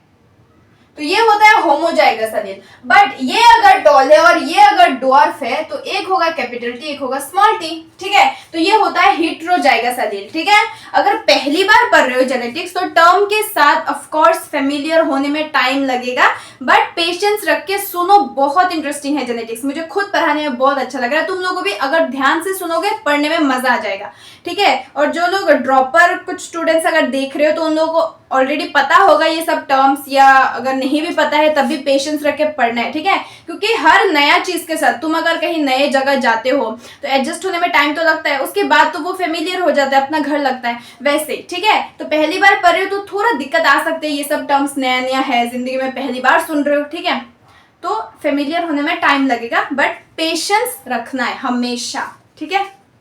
ओके सो हमें सब कुछ समझ में आ गया बेसिक्स, ठीक है। हमने क्या क्या देख लिया है, हमने देख लिया है कि इनहेरिटेंस क्या होता है, वेरिएशन क्या होता है, हेरिडिटी क्या होता है, फिर बेसिक चीजें जैसे कि डीएनए क्या होता है, जीन क्या होता है, अलील क्या होता है, dominant, recessive, homozygous allele, heterozygous allele, homologous chromosome, character, trait, ये सब कुछ क्या होता है। देखो नोट्स में अच्छे से डेफिनेशन के साथ लिखा हुआ है, बट समझ में आ गया ना, ठीक है। तो टेलीग्राम ज्वाइन कर लेना, ठीक है ना। बट नोट्स के ऊपर ही डिपेंडेंट नहीं होना, खुद का नोट्स बनाना है, समझने के लिए नोट्स देती हूँ, ठीक है। ओके तो ये सब कुछ बेसिक चीजें समझ में आ गया। अब मुझे एक बात बताओ, क्या अलील डीएनए है, जीन डीएनए है? क्या क्या? हाँ, डीएनए का एक छोटा छोटा पार्ट है जीन, और उस जीन में अगर डिफरेंट डिफरेंट ट्रेट है तो उस जीन को हम अलील बोल रहे हैं। तो अलील जीन बेसिकली डीएनए है, डीऑक्सीरिबोन्यूक्लिक एसिड ही है, ठीक है, कुछ अलग नाम दे दिया, ओके, और कुछ फीचर्स के ऊपर बेस्ड करके अलग नाम दिया। तो हमने पूरा बेस तैयार कर लिया है जेनेटिक्स का। अब हम डायरेक्ट चैप्टर में घुसते हैं, चलो मेंडल बाबा का एक्सपेरिमेंट पढ़ने चलते हैं, चलो, मतलब यहीं पे पढ़ेंगे, कहीं नहीं जाना है, चलो चलो आओ। आपकी निगाहों में फूल भी न भर दिया है, फैसले हुए क्या कहूँ कि शर्म से है। हाय कौन कौन मेरी तरह बेसुरा सिंगर है कमेंट करो। Father of genetics is Grigor Johan Mandela Mendel, okay Mendel sir, respect देगा। इन्हीं के वजह से हम जेनेटिक्स पर, अगर ये नहीं होता तो पढ़ना ही नहीं पड़ता, ये तो और भी अच्छी बात होती है ना। ओके, मेंडल एक्सपेरिमेंट पढ़ने वाले। अब देखो, फादर ऑफ जेनेटिक्स बोला जाता है ग्रिगोर जोहन मेंडल को, ठीक है, क्योंकि मेंडल का जो भी मतलब जेनेटिक्स का जो भी मेन चीजें है या लॉ है वो इन्होंने दिया था, ठीक है। सो ग्रिगोर जोहन मेंडल के पहले भी दो साइंटिस्ट ने जेनेटिक्स के ऊपर रिसर्च किया, नाइट और गॉच, ठीक है, KNIGHT, नाइट, रात वाला नाइट नहीं, ठीक है, नाइट एंड गॉच ने भी एक्सपेरिमेंट किया था इनके पहले, बट उनका एक्सपेरिमेंट शायद सक्सेस नहीं हुआ। ऐसा ही तो होता है, कोई चीज डिस्कवर करते हो तो तुम धीरे धीरे, मतलब देखो हमेशा ऐसा ही होता है ना, कोई एक साइंटिस्ट है, हाँ ठीक है, तो वो साइंटिस्ट ने कुछ चीज के ऊपर रिसर्च किया, ठीक है, तो फिर उसका स्टूडेंट वो आधा छोड़ के मर गया, ठीक है, फिर उसका स्टूडेंट उसको कंटिन्यू करता है, फिर अगर वो भी मर गया तो उसका स्टूडेंट वो कंटिन्यू करके लास्ट में जाके उसका नाम मिल जाता है, लेकिन शुरुआत किसी और ने की, हाँ उनका नाम आता है, लेकिन सबसे ज्यादा नाम जो फिर लास्ट में जाके खत्म करते उसी का आता है कि नहीं? ऐसा ही होता है ना साइंस में, देखना तुम लोग साइंटिस्ट का कहानी। मुझे ये साइंटिस्ट वाइंटिस्ट में इतना इंटरेस्ट नहीं, मतलब मुझे ये सब नाम वाम ये सब पसंद नहीं है, ठीक है। ओके, तो जेनेटिक्स का जो फादर है उनको ग्रिगोर जोहन मेंडल को, पता नहीं इन लोगों का नाम, ऐसा नाम रख के क्या मजा आता है, हम लोग की तरह सिंपल नाम नहीं रख सकते क्या? इतना कॉम्प्लेक्स नाम कौन रखता है भाई? कुछ साइंटिस्ट का तो नाम मेरे मुंह में आता ही नहीं है यार, पता नहीं उन लोगों को घर में मम्मी पापा कैसे बुलाते होंगे। सुनो ग्रिगोर जोहन मेंडल इधर आओ, मैथियस क्लेडेन जरा इधर आना, इतना फनी है ना। Okay, father of genetics is Grigor Johan Mendel, okay. तो मेंडल ने क्या किया था, बहुत बड़ा काम किया था। 7 years उन्होंने जेनेटिक्स के ऊपर एक्सपेरिमेंट किया, 1856 से लेके 1863 तक, 7 years है ना, हाँ। तो 7 years उन्होंने एक्सपेरिमेंट किया जेनेटिक्स के ऊपर। उन्होंने ये 7 साल किया क्या है, देखो इन 7 साल में से 4 साल उन्होंने यही समझने में लगा दिया कि किसके ऊपर एक्सपेरिमेंट करना है, कैसे एक्सपेरिमेंट करना है, ठीक है। फिर 4 साल के बाद फिर पी प्लांट के ऊपर उन्होंने एक्सपेरिमेंट किया, और फिर पी प्लांट के ऊपर 3 साल एक्सपेरिमेंट करके ये जो हम जेनेटिक्स पढ़ रहे हैं पूरा का पूरा ये 3 साल में ही उन्होंने डिस्कवर किया। 4 साल यही सोचते रहे कि किसके ऊपर करे डिस्कवर। 4 साल के बाद उनको अक्ल आया कि पी प्लांट के ऊपर एक्सपेरिमेंट करना है, क्योंकि अलग अलग प्लांट के ऊपर शायद वो ट्राई कर रहे थे तो वैसा नहीं हुआ, ठीक है, अच्छे से एक्सप्लेनेशन नहीं मिल रहा था, तो लास्ट में पी प्लांट के ऊपर काम कर गया और 3 साल पी प्लांट के ऊपर एक्सपेरिमेंट किया और करके पूरा जेनेटिक्स हमको दे दिया कि पर हो जेनेटिक्स, है कि नहीं। ओके, अब देखो उन्होंने पी प्लांट को, गार्डन पी को चूज किया। अब गार्डन पी और वाइल्ड पी में डिफरेंस है, ठीक है। गार्डन पी जो हम खाते हैं मटर, ठीक है, वाइल्ड पी हम नहीं खा सकते, तो गार्डन पी में कुछ ऐसा कैरेक्टर था जिसकी वजह से वो वाइल्ड पी को भी चूज कर पाते, क्योंकि वो भी तो पी है, वो भी तो स्पीशीज ही है ना, सेम स्पीशीज का है, लेकिन वो वाइल्ड है और ये लोकल है, वैरायटी अलग अलग है। लेकिन उन्होंने गार्डन पी को चूज किया, गार्डन पी, ठीक है। पी का साइंटिफिक नेम क्या है?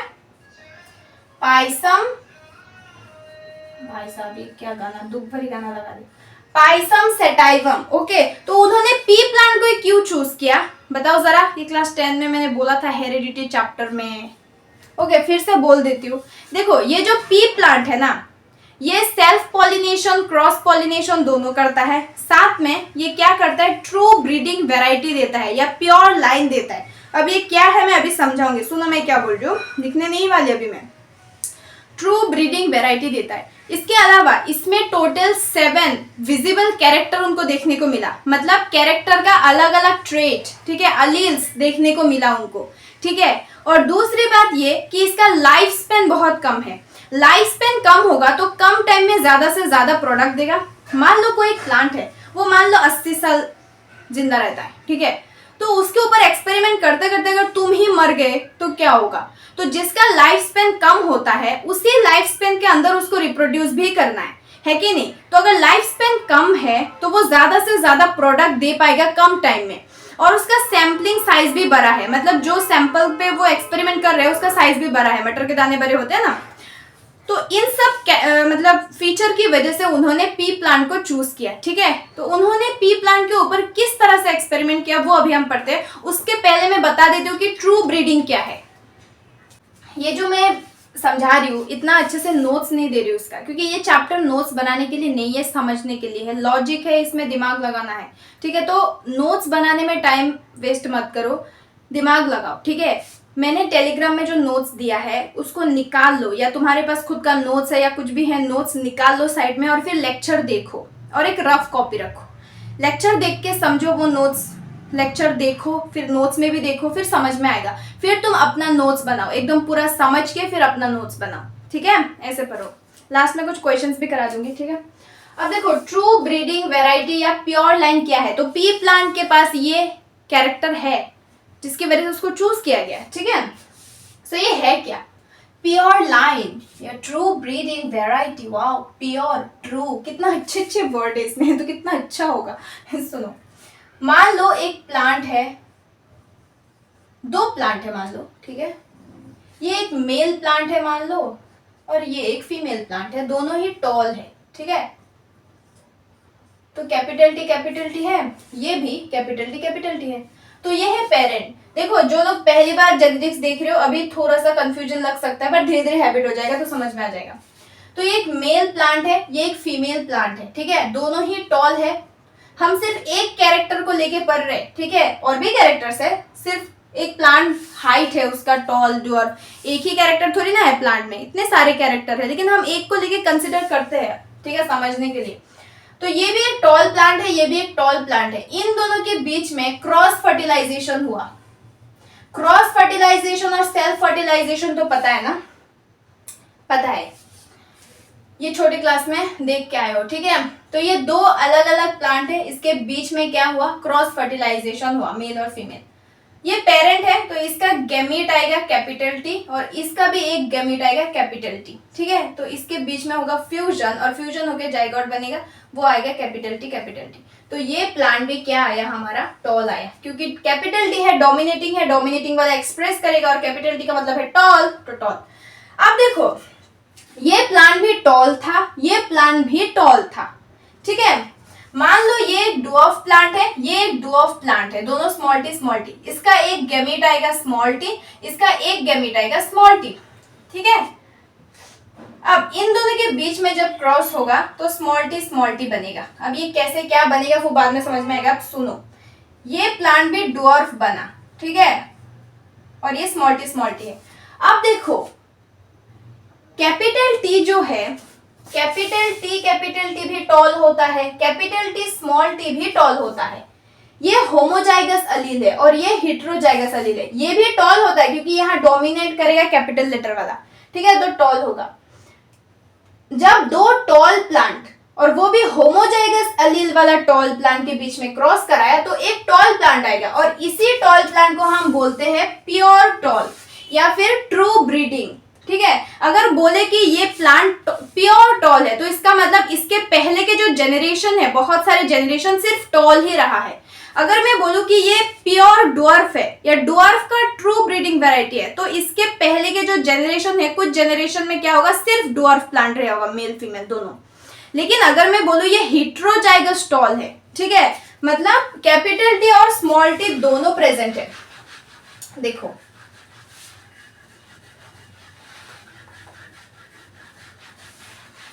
मान लो ये कैपिटल टी टॉल प्लांट है और ये स्मॉल टी डुआर्फ प्लांट है। अब एक टॉल प्लांट और एक डुआर्फ प्लांट के बीच में अगर हम क्रॉस कराएंगे तो इसका कैपिटल टी आएगा, इसका स्मॉल टी आएगा, तो इन दोनों के बीच में क्रॉस कराएंगे तो कैपिटल टी स्मॉल टी बनेगा, ठीक है। तो ये हेटेरोजाइगस अलील बना, ये भी टॉल है बट ये प्योर टॉल नहीं है, ट्रू ब्रीडिंग नहीं है, ठीक है। सो ट्रू ब्रीडिंग का मतलब है होमोजाइगस अलील, ठीक है, और हेटेरोजाइगस अलील अगर रहेगा तो वो ट्रू ब्रीडिंग नहीं होगा। समझ में आया? समझ में आया ना? समझ में आया कि नहीं? ही नहीं आया तो कमेंट करो, मैं फिर से बता दूंगी, ओके। अभी हम देखते हैं कि पी प्लांट में जो 7 विजिबल कैरेक्टर है वो है क्या। ओके, तो ये भी छोटे क्लास में, मैं नहीं बोलूंगी यार कि छोटे क्लास में पढ़ गया, क्योंकि बहुत स्टूडेंट ऐसे होते हैं कि 11 में पहली बार पढ़ते हैं, मतलब मैं भी ऐसी ही थी यार, क्लास 10 तक बायोलॉजी इतना अच्छे से नहीं पढ़ा, तो फिर demotivate, I am so sorry, मैं नहीं बताऊंगी। लेकिन अगर छोटे क्लास में नहीं भी पढ़ के आए हो तब भी अभी समझो, सब कुछ समझ में आ जाएगा। तो पी प्लांट में टोटल उन्होंने ये 7 विजिबल कैरेक्टर देखा, seed shape, seed colour, pot shape, pot colour, flower position और लेंथ ऑफ प्लांट। 1 2 3 4 5 6 7। अब देखो उन्होंने 7 कैरेक्टर देखा, तो इसका ट्रेट कितना होगा, ट्रेट कितना होगा बताओ। अगर ये अलील्स होगा तो ट्रेट कितना होगा, 14 ट्रेट होगा, है कि नहीं, क्योंकि एक कैरेक्टर में 2 अलग अलग ट्रेट होगा, तभी तो वो अलील्स होगा। ठीक है, डिफरेंट डिफरेंट ट्रेट मिल रहे हैं तभी तो पी प्लांट को लिया। ठीक है, तो टोटल 14 ट्रेट है, काउंट कर लो, ये 14 है। सीड शेप जो है राउंड वाला डोमिनेटिंग है और रिंकल वाला रिसेसिव है, मतलब हमेशा राउंड वाला ही एक्सप्रेस होगा। अब देखो राउंड कैपिटल आर है तो रिंकल तो डब्ल्यू लिखना चाहिए था, नहीं, कंफ्यूजन ना हो इसी वजह से स्मॉल आर लिखा है, क्योंकि डोमिनेटिंग वाला कैपिटल होता है और रिसेसिव वाला स्मॉल, तो सेम अल्फाबेट का होगा तो ज्यादा इजी होगा ना। अब यहाँ पे कैपिटल और फिर स्मॉल डब्ल्यू थोड़ा अच्छा नहीं लगता। सीड कलर डोमिनेटिंग येलो और ग्रीन है रिसेसिव। अब यहाँ पे देखो हम जो मटर खाते हैं वो तो हरा मटर है, लेकिन दिखा रहा है कि डोमिनेट येलो है, तो येलो वाला एक्सप्रेस होना चाहिए, लेकिन हम तो हरा मटर खाते हैं। इसका एक कहानी है, मैं बोलती हूँ, सुनो, बोलती हूँ अभी। पॉट शेप, पॉट मतलब जिसके अंदर मटर रहता है, ये जो ऐसे रहता है ना, जिसके अंदर हमारा मटर रहता है, उसको हम बोलते हैं पॉट। तो पॉट का शेप या तो इनफ्लेटेड होगा, मतलब ऐसे फुला हुआ रहेगा, ठीक है, ये तो लीफ हो गया, फुला हुआ रहेगा, वो डोमिनेटिंग होगा। और कॉन्स्ट्रिक्टेड मतलब ऐसे कॉन्स्ट्रिक्ट हो जाएगा, लाइक ऐसे मटर के दाने कैसे ऐसे हो जाएगा, कॉन्स्ट्रिक्ट हो जाएगा, that is recessive, small N. Okay, pod का कलर ग्रीन वाला डोमिनेटिंग है, कैपिटल जी, येलो रिसेसिव है, small G. Flower colour violet, देखना पी का जो फ्लावर होता है वो वायलेट कलर का होता है क्योंकि वो डोमिनेटिंग होता है, ठीक है, कैपिटल डब्ल्यू, और व्हाइट है रिसेसिव, स्मॉल डब्ल्यू। फ्लावर का पोजीशन एक्सियल और terminal, then length of plant tall और ड्वार्फ। तो डोमिनेंट वाला एक्सप्रेस होगा और रिसेसिव वाला एक्सप्रेस नहीं होगा, मतलब पी प्लांट में जो हम बाहर से कैरेक्टर देखेंगे वो ये होगा, राउंड होगा, yellow, inflated, green, violet, axial, ये होगा, ये हमें दिखेगा, ठीक है। अब देखो हम तो हरा मटर खाते हैं, लेकिन इस हिसाब से तो बोल रहे कि येलो वाला डोमिनेटिंग है। हाँ, उस टाइम में क्या था कि मटर जो था, मटर के दाने वो येलो कलर के होते थे, ठीक है, वो डोमिनेटिंग था, लेकिन लोगों को लगा कि अगर पॉड का कलर ग्रीन है, पॉड का कलर ग्रीन वाला डोमिनेटिंग है, तो मटर भी ग्रीन होना चाहिए, मटर येलो क्यों है, तो लोगों को लगा कि ये खराब हो गया। उसके बाद वो एक्सपेरिमेंटली क्या हुआ, मटर के दाने को ये ग्रीन वाला रिसेसिव वाला एक्सप्रेस कराया गया फोर्स करके, और तब से मटर जो है अभी ग्रीन है, तो वो जेनेटिकली मॉडिफाई हुआ है, ठीक है। तो इसलिए हम हरा मटर खाते हैं, येलो पीला मटर नहीं खाते। समझ में आया कहानी? Okay, so this is the visible character.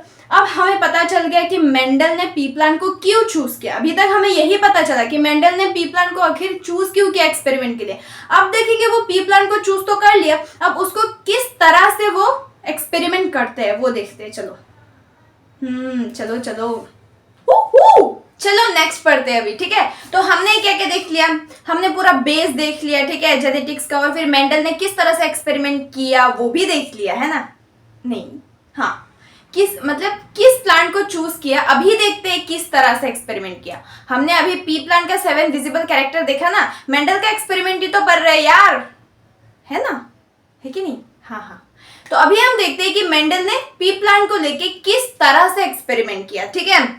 तो किस तरह से एक्सपेरिमेंट किया मैं बताती हूँ तुमको। तो पहला जो मेथड है दैट इज मोनोहाइब्रिड क्रॉस, ठीक है। एनसीईआरटी में इसको लिखा हुआ है inheritance of one gene, same ही है, इनहेरिटेंस ऑफ वन जीन का मतलब है मोनोहाइब्रिड क्रॉस, और इनहेरिटेंस ऑफ 2 जीन का मतलब है डाइहाइब्रिड क्रॉस। तो देखो क्या है, मोनो मतलब मोनो मतलब है वन, सिंगल, ओके। हाइब्रिड और क्रॉस तो पता है ना, जब 2 अलग अलग प्लांट के बीच में हम क्रॉस कराते हैं, मतलब 2 अलग अलग प्लांट इन द सेंस कि सेम स्पीशीज का अलग अलग वेराइटी के बीच में जब हम फर्टिलाइजेशन कराते हैं उसको बोलते हैं क्रॉस फर्टिलाइजेशन। हाइब्रिड और ब्रीड ये क्या है, देखो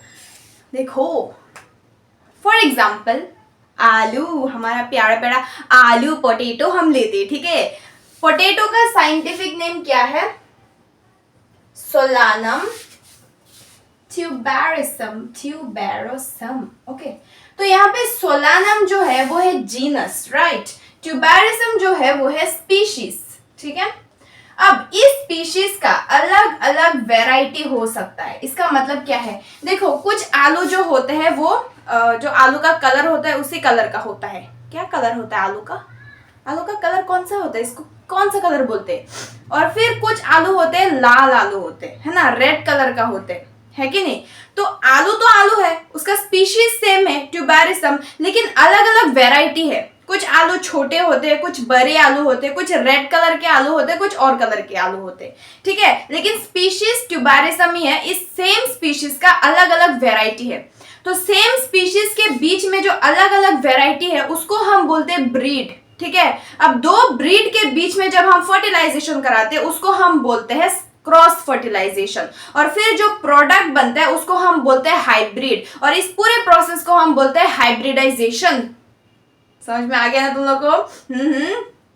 हाँ, झूठ बोल रहा है नहीं, समझ में आया है ना। हाँ देखो, मान लो एक लाल आलू का प्लांट है, ठीक है, और एक नॉर्मल जो आलू का कलर होता है, यार उसको कलर क्या बोलते हो, वो कौन सा कलर का होता है पता नहीं, पहचान गए ना तुम लोग? हाँ वही काफी है। अब एक लाल आलू का प्लांट है और एक नॉर्मल आलू का प्लांट है, ठीक है। अब ये दोनों सेम स्पीशीज का अलग अलग वेराइटी है, तो ये दोनों अलग अलग ब्रीड है। इन दोनों के बीच में जब हम फर्टिलाइजेशन कराएंगे, ठीक है, ये आर्टिफिशियली कराना होगा क्योंकि ये नॉर्मली नहीं होगा। नेचुरल फर्टिलाइजेशन हमेशा सेम ब्रीड में ही होगा। लाल आलू का लाल आलू के साथ ही होगा, वो जो नॉर्मल आलू है उसका उसके साथ ही होगा, ठीक है। लेकिन ये आर्टिफिशियली कराए जाते हैं। तो इन दोनों के बीच में जब हम फर्टिलाइजेशन कराएंगे, इस फर्टिलाइजेशन को हम बोलेंगे क्रॉस फर्टिलाइजेशन, अलग अलग ब्रीड के बीच में। और फिर फर्टिलाइजेशन के बाद कुछ एक नया आलू का प्लांट बनेगा, वो जो प्लांट बना उसको हम बोलेंगे हाइब्रिड, और ये प्रोसेस को, हाइब्रिड बनाने का प्रोसेस को हम बोलते हैं हाइब्रिडाइजेशन। तो यहाँ पे लाल आलू का भी कैरेक्टर आया और नॉर्मल आलू का भी कैरेक्टर आया, तो कुछ नया प्रोडक्ट बनेगा ना, है कि नहीं? ओके, सो हाइब्रिडाइजेशन क्या है समझ में आया? तो यहाँ पे इसीलिए बोला मोनो हाइब्रिड क्रॉस, ठीक है। मोनो मतलब सिंगल, हाइब्रिड तो समझ में आया और क्रॉस तो समझ में आया। इसको एक और नाम है, क्या है? Inheritance of one gene. मतलब मेंडल साहब ने क्या किया था, पी प्लांट में जो टोटल 7 विजिबल कैरेक्टर उन्होंने देखा था, उसमें से पहले एक कैरेक्टर को चूज किया उन्होंने, ठीक है। एक कैरेक्टर को चूज करके उन्होंने क्या किया, पी प्लांट के बीच में क्या कराया, क्रॉस फर्टिलाइजेशन कराया, ठीक है।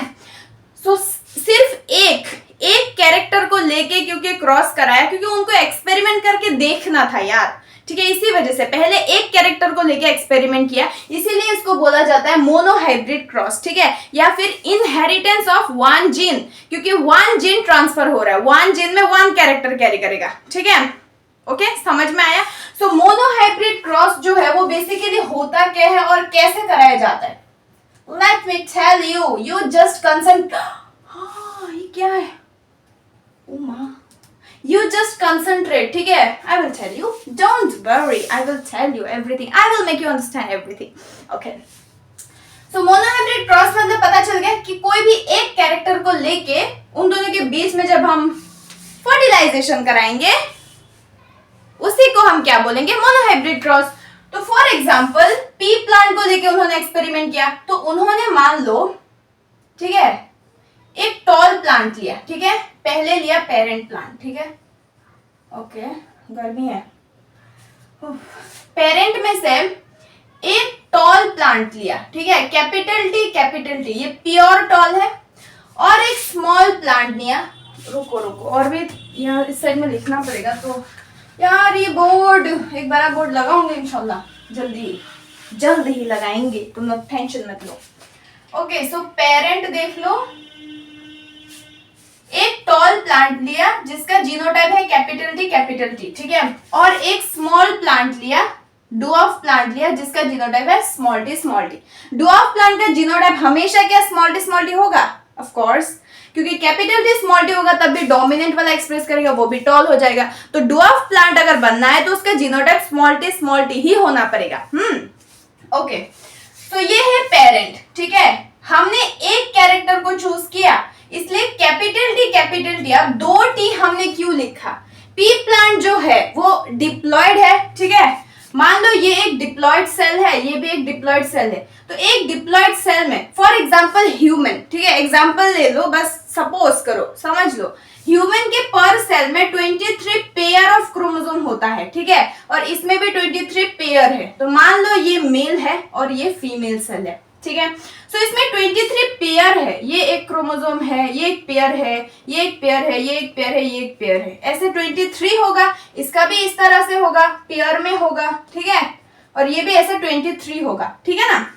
सो मान लो इसका हाइट है टॉल, ये हाइट टॉल वाले को कैरी कर रहा है, तो इसमें भी मान लो कैपिटल टी है और इसमें भी मान लो जीन कैपिटल टी है। तो एक पूरे डिप्लॉयड सेल को हम कैपिटल टी से रिप्रेजेंट कर रहे हैं, ठीक है।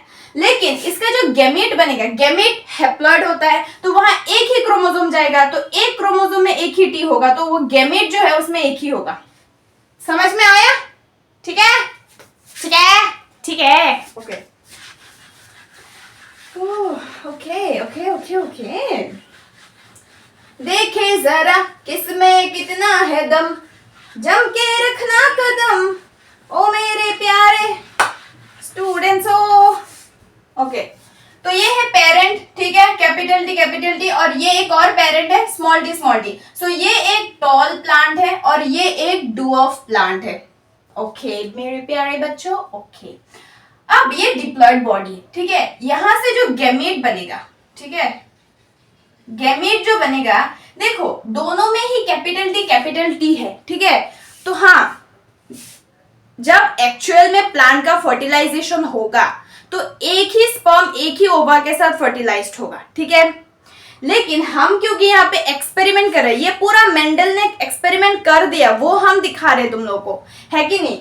तो इन दोनों में क्योंकि कैपिटल टी ही है, तो इन दोनों का जो क्रोमोसोम डिवाइड होगा, दोनों में अगर दो गैमेट यहाँ से बनेगा तो दोनों में कैपिटल टी ही आएगा, यहाँ पे भी दोनों में स्मॉल टी ही आएगा, तो रिजल्ट तो हमें सेम ही मिलेगा ना। तो हम एक से ही करके देखते हैं, क्योंकि दोनों सेम है ना, तो एक से ही करके देखेंगे और नेक्स्ट वाला भी वही होगा।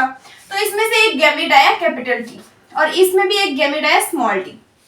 पहली बार जो लोग सुन रहे हो, थोड़ा सा दिमाग में नहीं भी जा सकता है, पेशेंस रखना है, ओके ओके। सो ये दोनों है इसका गैमेट, ये टॉल प्लांट है, ये डुआफ प्लांट है, सेम स्पीशीज का वैरायटी अलग है, क्योंकि ये थोड़ा बहुत डिफरेंस है, ठीक है। सो इन दोनों के बीच में हमने फर्टिलाइजेशन कराया, क्रॉस फर्टिलाइजेशन। तो कैपिटल टी स्मॉल टी, ये दोनों स्पर्म है, गैमीट है, और ये ओवा है, ठीक है। अब ये दोनों मिलके जाइगोट बनाएगा, तो ये कैपिटल टी स्मॉल टी बन जाएगा, तो ये हो गया हमारा जाइगोट, डिप्लॉयड बन गया फिर से। और ये है हमारा प्रोडक्ट जो कि टॉल प्लांट निकला, ठीक है। और इसको हम बोलते हैं F1 जेनरेशन, ठीक है। ये सब टर्म्स याद रखो, मतलब ध्यान दो। F1 का मतलब है फिलियल, ओके, फिलियल 1 जेनरेशन। समझ में आया आप लोगों को? आप लोगों को समझ में आया क्या? देखिए मैं फिर से बताती हूँ, ये एक टॉल प्लांट है, ये एक डॉफ प्लांट है, ठीक है। इन दोनों के बीच में जब हम क्रॉस कराएंगे, F1 जेनरेशन में एक ही टॉल प्लांट निकलेगा, एक ही प्रोडक्ट आएगा, एक ही प्लांट आएगा जो टॉल है। फिर मेंडल ने क्या किया, मेंडल ने अब क्या किया, देखो क्या दिमाग लगाया। ये जो प्रोडक्ट आया F1 जेनरेशन में, कैपिटल टी स्मॉल टी, जो कि एक टॉल प्लांट आया है कि नहीं, एक टॉल प्लांट आया ना। अब देखो ये जो कैपिटल टी स्मॉल टी है, इसको एक और इसके प्रोडक्ट के साथ ही क्या करा दिया, सेल्फ फर्टिलाइजेशन करा दिया। मतलब ये एक प्रोडक्ट आया, इसके जैसा एक और प्रोडक्ट के साथ, इसको खुद के साथ ही सेल्फ फर्टिलाइजेशन करा दिया। अब ये पेरेंट है, तो इसमें से गैमीट क्या बनेगा, देखो अगर डिप्लॉयड सेल है, उसमें एक क्रोमोसोम में कैपिटल टी है, एक में स्मॉल टी है, तो गैमीट जो बनेगा, दो तरह का गैमीट बनेगा, या तो वो कैपिटल टी भी बन सकता है या फिर वो स्मॉल टी भी बन सकता है। यहाँ पे हमने सेम होता है, होमोजाइगस एलील होता है, तो हम एक ही लेते हैं गैमीट में। क्यों?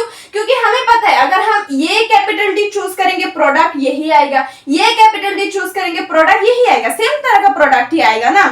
मतलब दो गैमीट लेंगे तो टोटल 4 प्रोडक्ट निकलेगा इसकी तरह, ठीक है। लेकिन एक ही हमें एक्सपेरिमेंट करना है यार, हमें थोड़ी ना प्रोडक्ट हम निकाल रहे, ठीक है। लेकिन यहाँ पे हम दो अलग अलग तरह का गैमीट मिलेगा हमें, कैपिटल टी एक, स्मॉल टी एक, तो दोनों का प्रोडक्ट भी अलग अलग आएगा ना, इसीलिए यहाँ पे हम दो गैमीट को चूज करेंगे, एक है कैपिटल टी, एक है स्मॉल टी, ठीक है।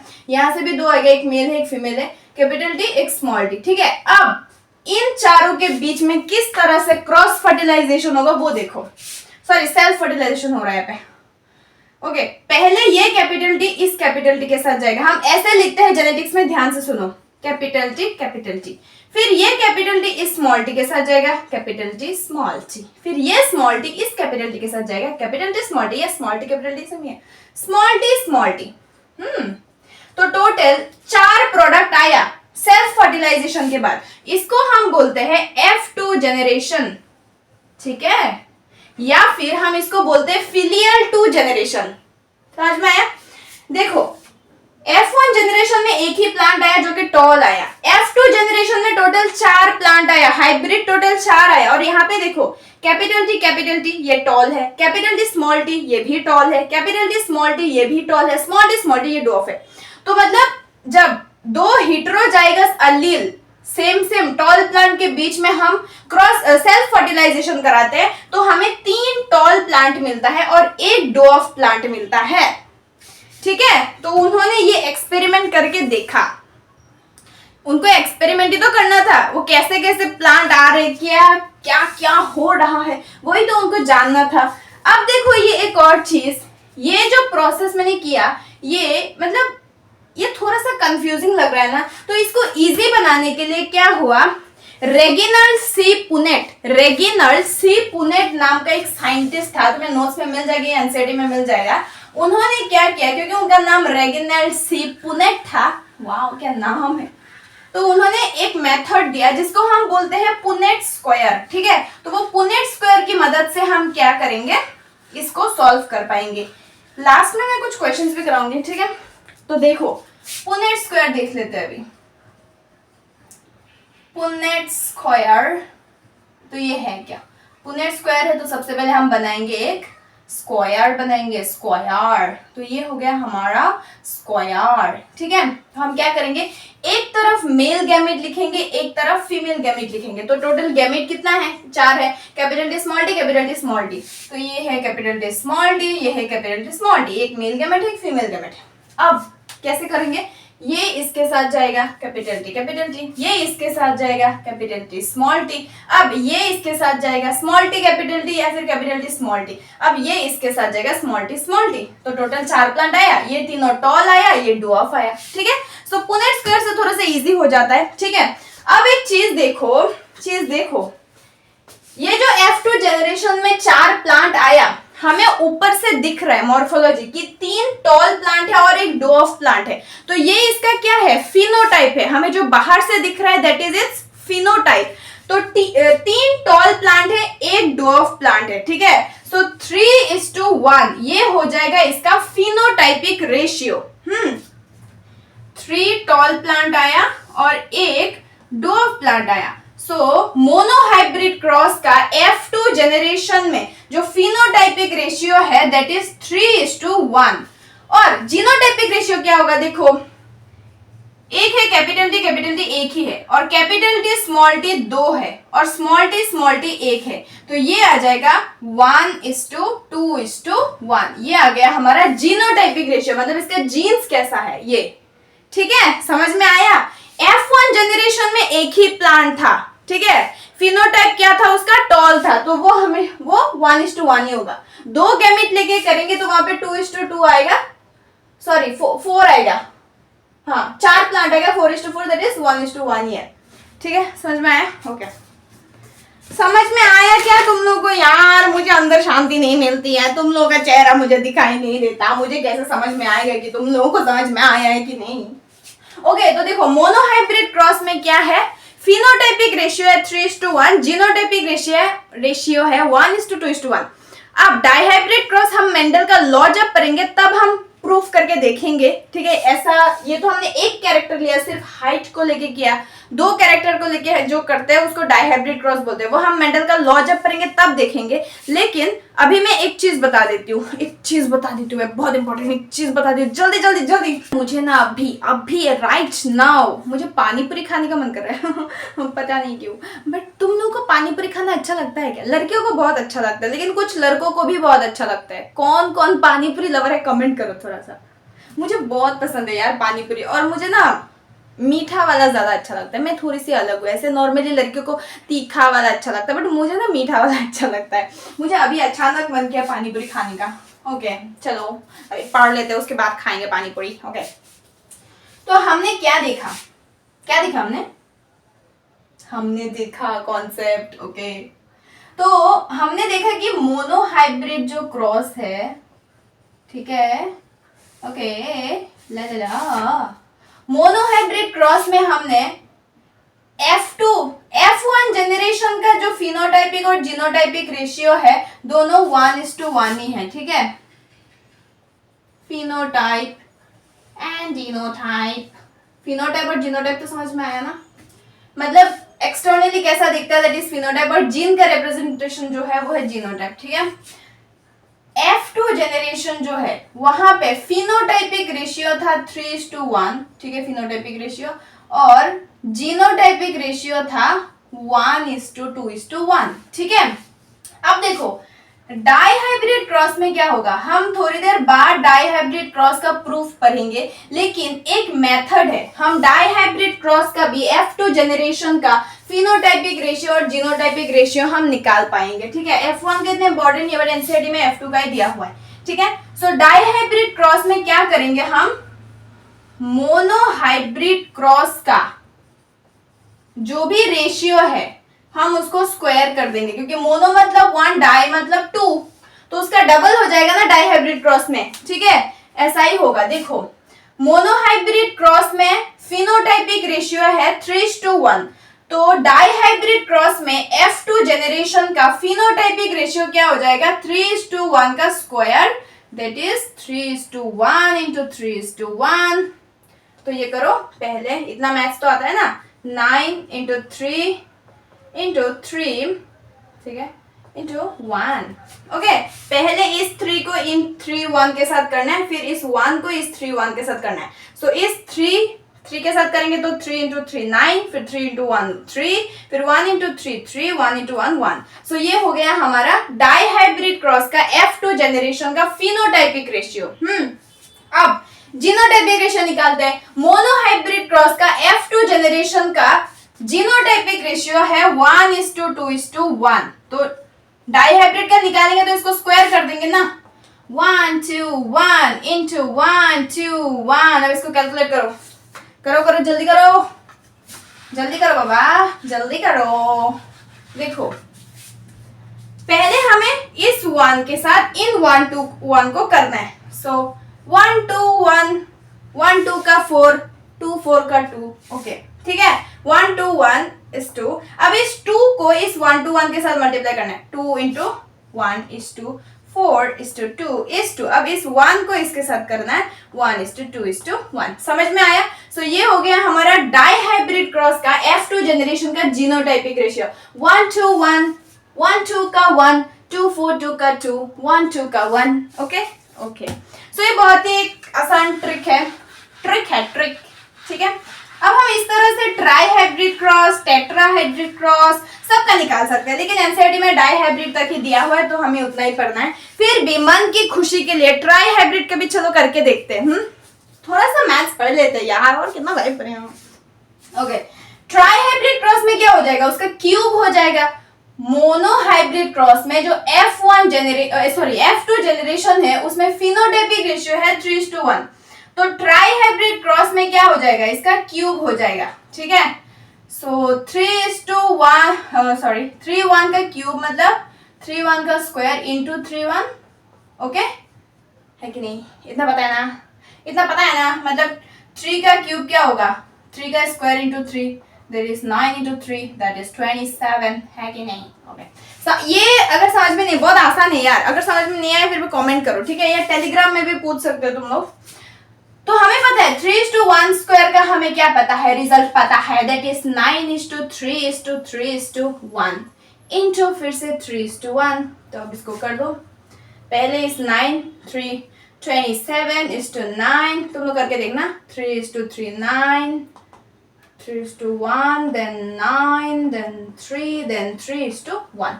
So this is the what? This is the phenotypic ratio, सही है ना। सही है। अब जीनोटाइप क्या निकालते हैं, 1:2:1 का क्यूब, मतलब 1 2 1 का स्क्वायर इंटू 1 2 1, ठीक है। तो 1 2 1 का स्क्वायर हमें पता था, 1 2 1 2 4 2, फिर है 1 2 का 1, ठीक है। इसके साथ 1 2 1 कर दो, जो आंसर आएगा बहुत लंबा आंसर है यार, मैं नहीं लिखने वाली यहाँ पे, हो गया, नोट्स में मिल जाएगा। हो गया, मोनोहाइब्रिड क्रॉस तुम लोगों को समझ में आ गया, ठीक है। अभी हम नेक्स्ट देखते हैं, हम एक कॉन्सेप्ट देख लेते हैं, that is test cross and back cross, ठीक है। एनसीईआरटी में टेस्ट क्रॉस दिया हुआ है, बैक क्रॉस नहीं दिया, बट इसका सिर्फ डेफिनेशन बोल देंगे, ठीक है। तो टेस्ट क्रॉस डीपली पढ़ते हैं। टेस्ट क्रॉस है क्या, मान लो तुम्हारे घर में एक आम का पेड़ है बहुत बड़ा, उसमें बहुत सारे आम लगे हुए हैं, मीठा मीठा, ओ माय गॉड कितना अच्छा लगता है ना समर में आम खाने में। मेरे तो फेवरेट है आम एंड वाटरमेलन, है ना। तुम्हारा क्या है, ओके। तो तुम्हारे घर में एक प्लांट है, ठीक है, वो टॉल है, ठीक है। अब देखो, कोई भी प्लांट, इतना तक तो तुम्हें समझ में आ जाना चाहिए कि कोई भी प्लांट अगर डुअफ है, शॉर्ट है, तो उसका जीनोटाइप हमेशा स्मॉल टी होगा। लेकिन अगर वो टॉल है तो वो कैपिटल टी भी हो सकता है, कैपिटल टी स्मॉल टी भी हो सकता है ना। लेकिन अगर डुअर्फ है कोई प्लांट तो वो हमेशा स्मॉल टी होगा, ठीक है। तो टेस्ट क्रॉस जो है वो बेसिकली किसके लिए किया जाता है, टॉल प्लांट के लिए, ठीक है। मतलब जो कैरेक्टर में दो, मतलब वो हो सकता है, मतलब जो रिसेसिव वाला एक्सप्रेस होता है उसके लिए नहीं किया जाता। मतलब यार ये क्या लग गया, अच्छा, अगर कोई प्लांट डुअर्फ है तो उसका हमें जीनोटाइप पता है, फिनोटाइप भी पता है, डुअर्फ है, जीनोटाइप भी पता है, वो स्मॉल टी है। लेकिन अगर कोई प्लांट टॉल है तो वो कैपिटल टी भी हो सकता है, ठीक है, कैपिटल टी स्मॉल टी भी हो सकता है, राइट। तो ये दोनों टॉल हो सकता है। तो हमें इसका फिनोटाइप पता है टॉल है, लेकिन जीनोटाइप इन दोनों में से एक हो सकता है, होमोजाइगस भी हो सकता है, हेटेरोजाइगस भी हो सकता है, लेकिन हमें ये नहीं पता। तो यही जानने के लिए जो मेथड अपनाया जाता है दैट इज टेस्ट क्रॉस। ये होता कैसे है, इन दोनों जो अलील्स है इसको क्या किया जाता है, इसका जो रिसेसिव पेरेंट है उसके साथ क्रॉस किया जाता है, ठीक है। क्रॉस करके फिर हमें पता चलता है कि ये प्लांट जो है वो होमोजाइगस है या हेटेरोजाइगस टॉल है, कौन सा टॉल है, समझ में आया। देखो ये प्लांट टॉल है तो ये कैपिटल टी भी हो सकता है, कैपिटल टी स्मॉल टी भी हो सकता है। तो इसका रिसेसिव पेरेंट क्या होगा, स्मॉल टी होगा, डुअर्फ प्लांट होगा। तो हम क्या करते हैं, इन दोनों अलील्स को हम क्या करते हैं, इसका रिसेसिव पेरेंट के साथ क्रॉस करते हैं, उसके बाद हमें पता चलता है ये कौन सा है। अब कैसे पता चलता है ये देखो, पहले हम क्रॉस करके देखते हैं, ठीक है।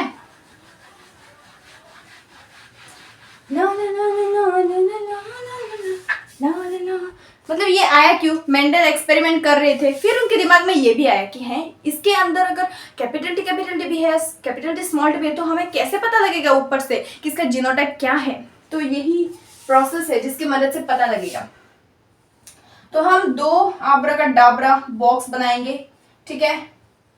इस जादू से, मैजिक से हमें पता चल जाएगा कि इसके अंदर भाई कौन सा जादू छुपा हुआ है, कौन सा जीन छुपा हुआ है कोने में। इस आब्राकाडाब्रा बॉक्स के अंदर अलादीन का जीन छुपा हुआ है, ठीक है। तो 4 बॉक्स बना दिया हमने। तो पहला प्लांट कौन सा प्लांट है, एक और मार्कर कहाँ गया, हाँ पहला प्लांट है, क्योंकि हमें बस ऊपर से पता है कि वो टॉल प्लांट है, लेकिन वो अंदर से कैपिटल टी भी हो सकता है, कैपिटल टी स्मॉल टी भी हो सकता है। हमें इतना पता है कि या तो कैपिटल टी होगा या तो कैपिटल टी स्मॉल टी होगा, बट एग्जैक्टली कौन सा है वही हमें जानना है, इसीलिए हम ये प्रोसेस कर रहे हैं, ठीक है। सो पहला जो पॉसिबल अलील है दैट इज कैपिटल टी, एक है कैपिटल टी स्मॉल टी। तो इसको दोनों को हम क्या करेंगे, इसका recessive parent that is small T उसके साथ हम क्रॉस कराएंगे। ये मेथड ऐसे है, ये ऐसे ही किया जाता है, ठीक है। अब इसका क्या आएगा, कैपिटल टी स्मॉल टी, इसका आएगा कैपिटल टी स्मॉल टी, इसका आएगा स्मॉल टी, इसका भी आएगा स्मॉल टी। यार तुम लोगों को पता है मैं जो ये टेस्ट क्रॉस रिकॉर्ड कर रही हूँ ना अभी मैंने पहले एक बार रिकॉर्ड कर दिया और फिर जाके देखा मैंने वीडियो ऑन ही नहीं किया मतलब मैं वीडियो ऑन करना भूल गई और मुझे अभी वापस से रिकॉर्ड करना पड़ रहा है यार, मैं इतनी भुलक्कड़ हूँ। ओके, अब इसका क्या होगा, capital T small T, capital T small T, और ये हो जाएगा capital T small T, capital T small T, ठीक है।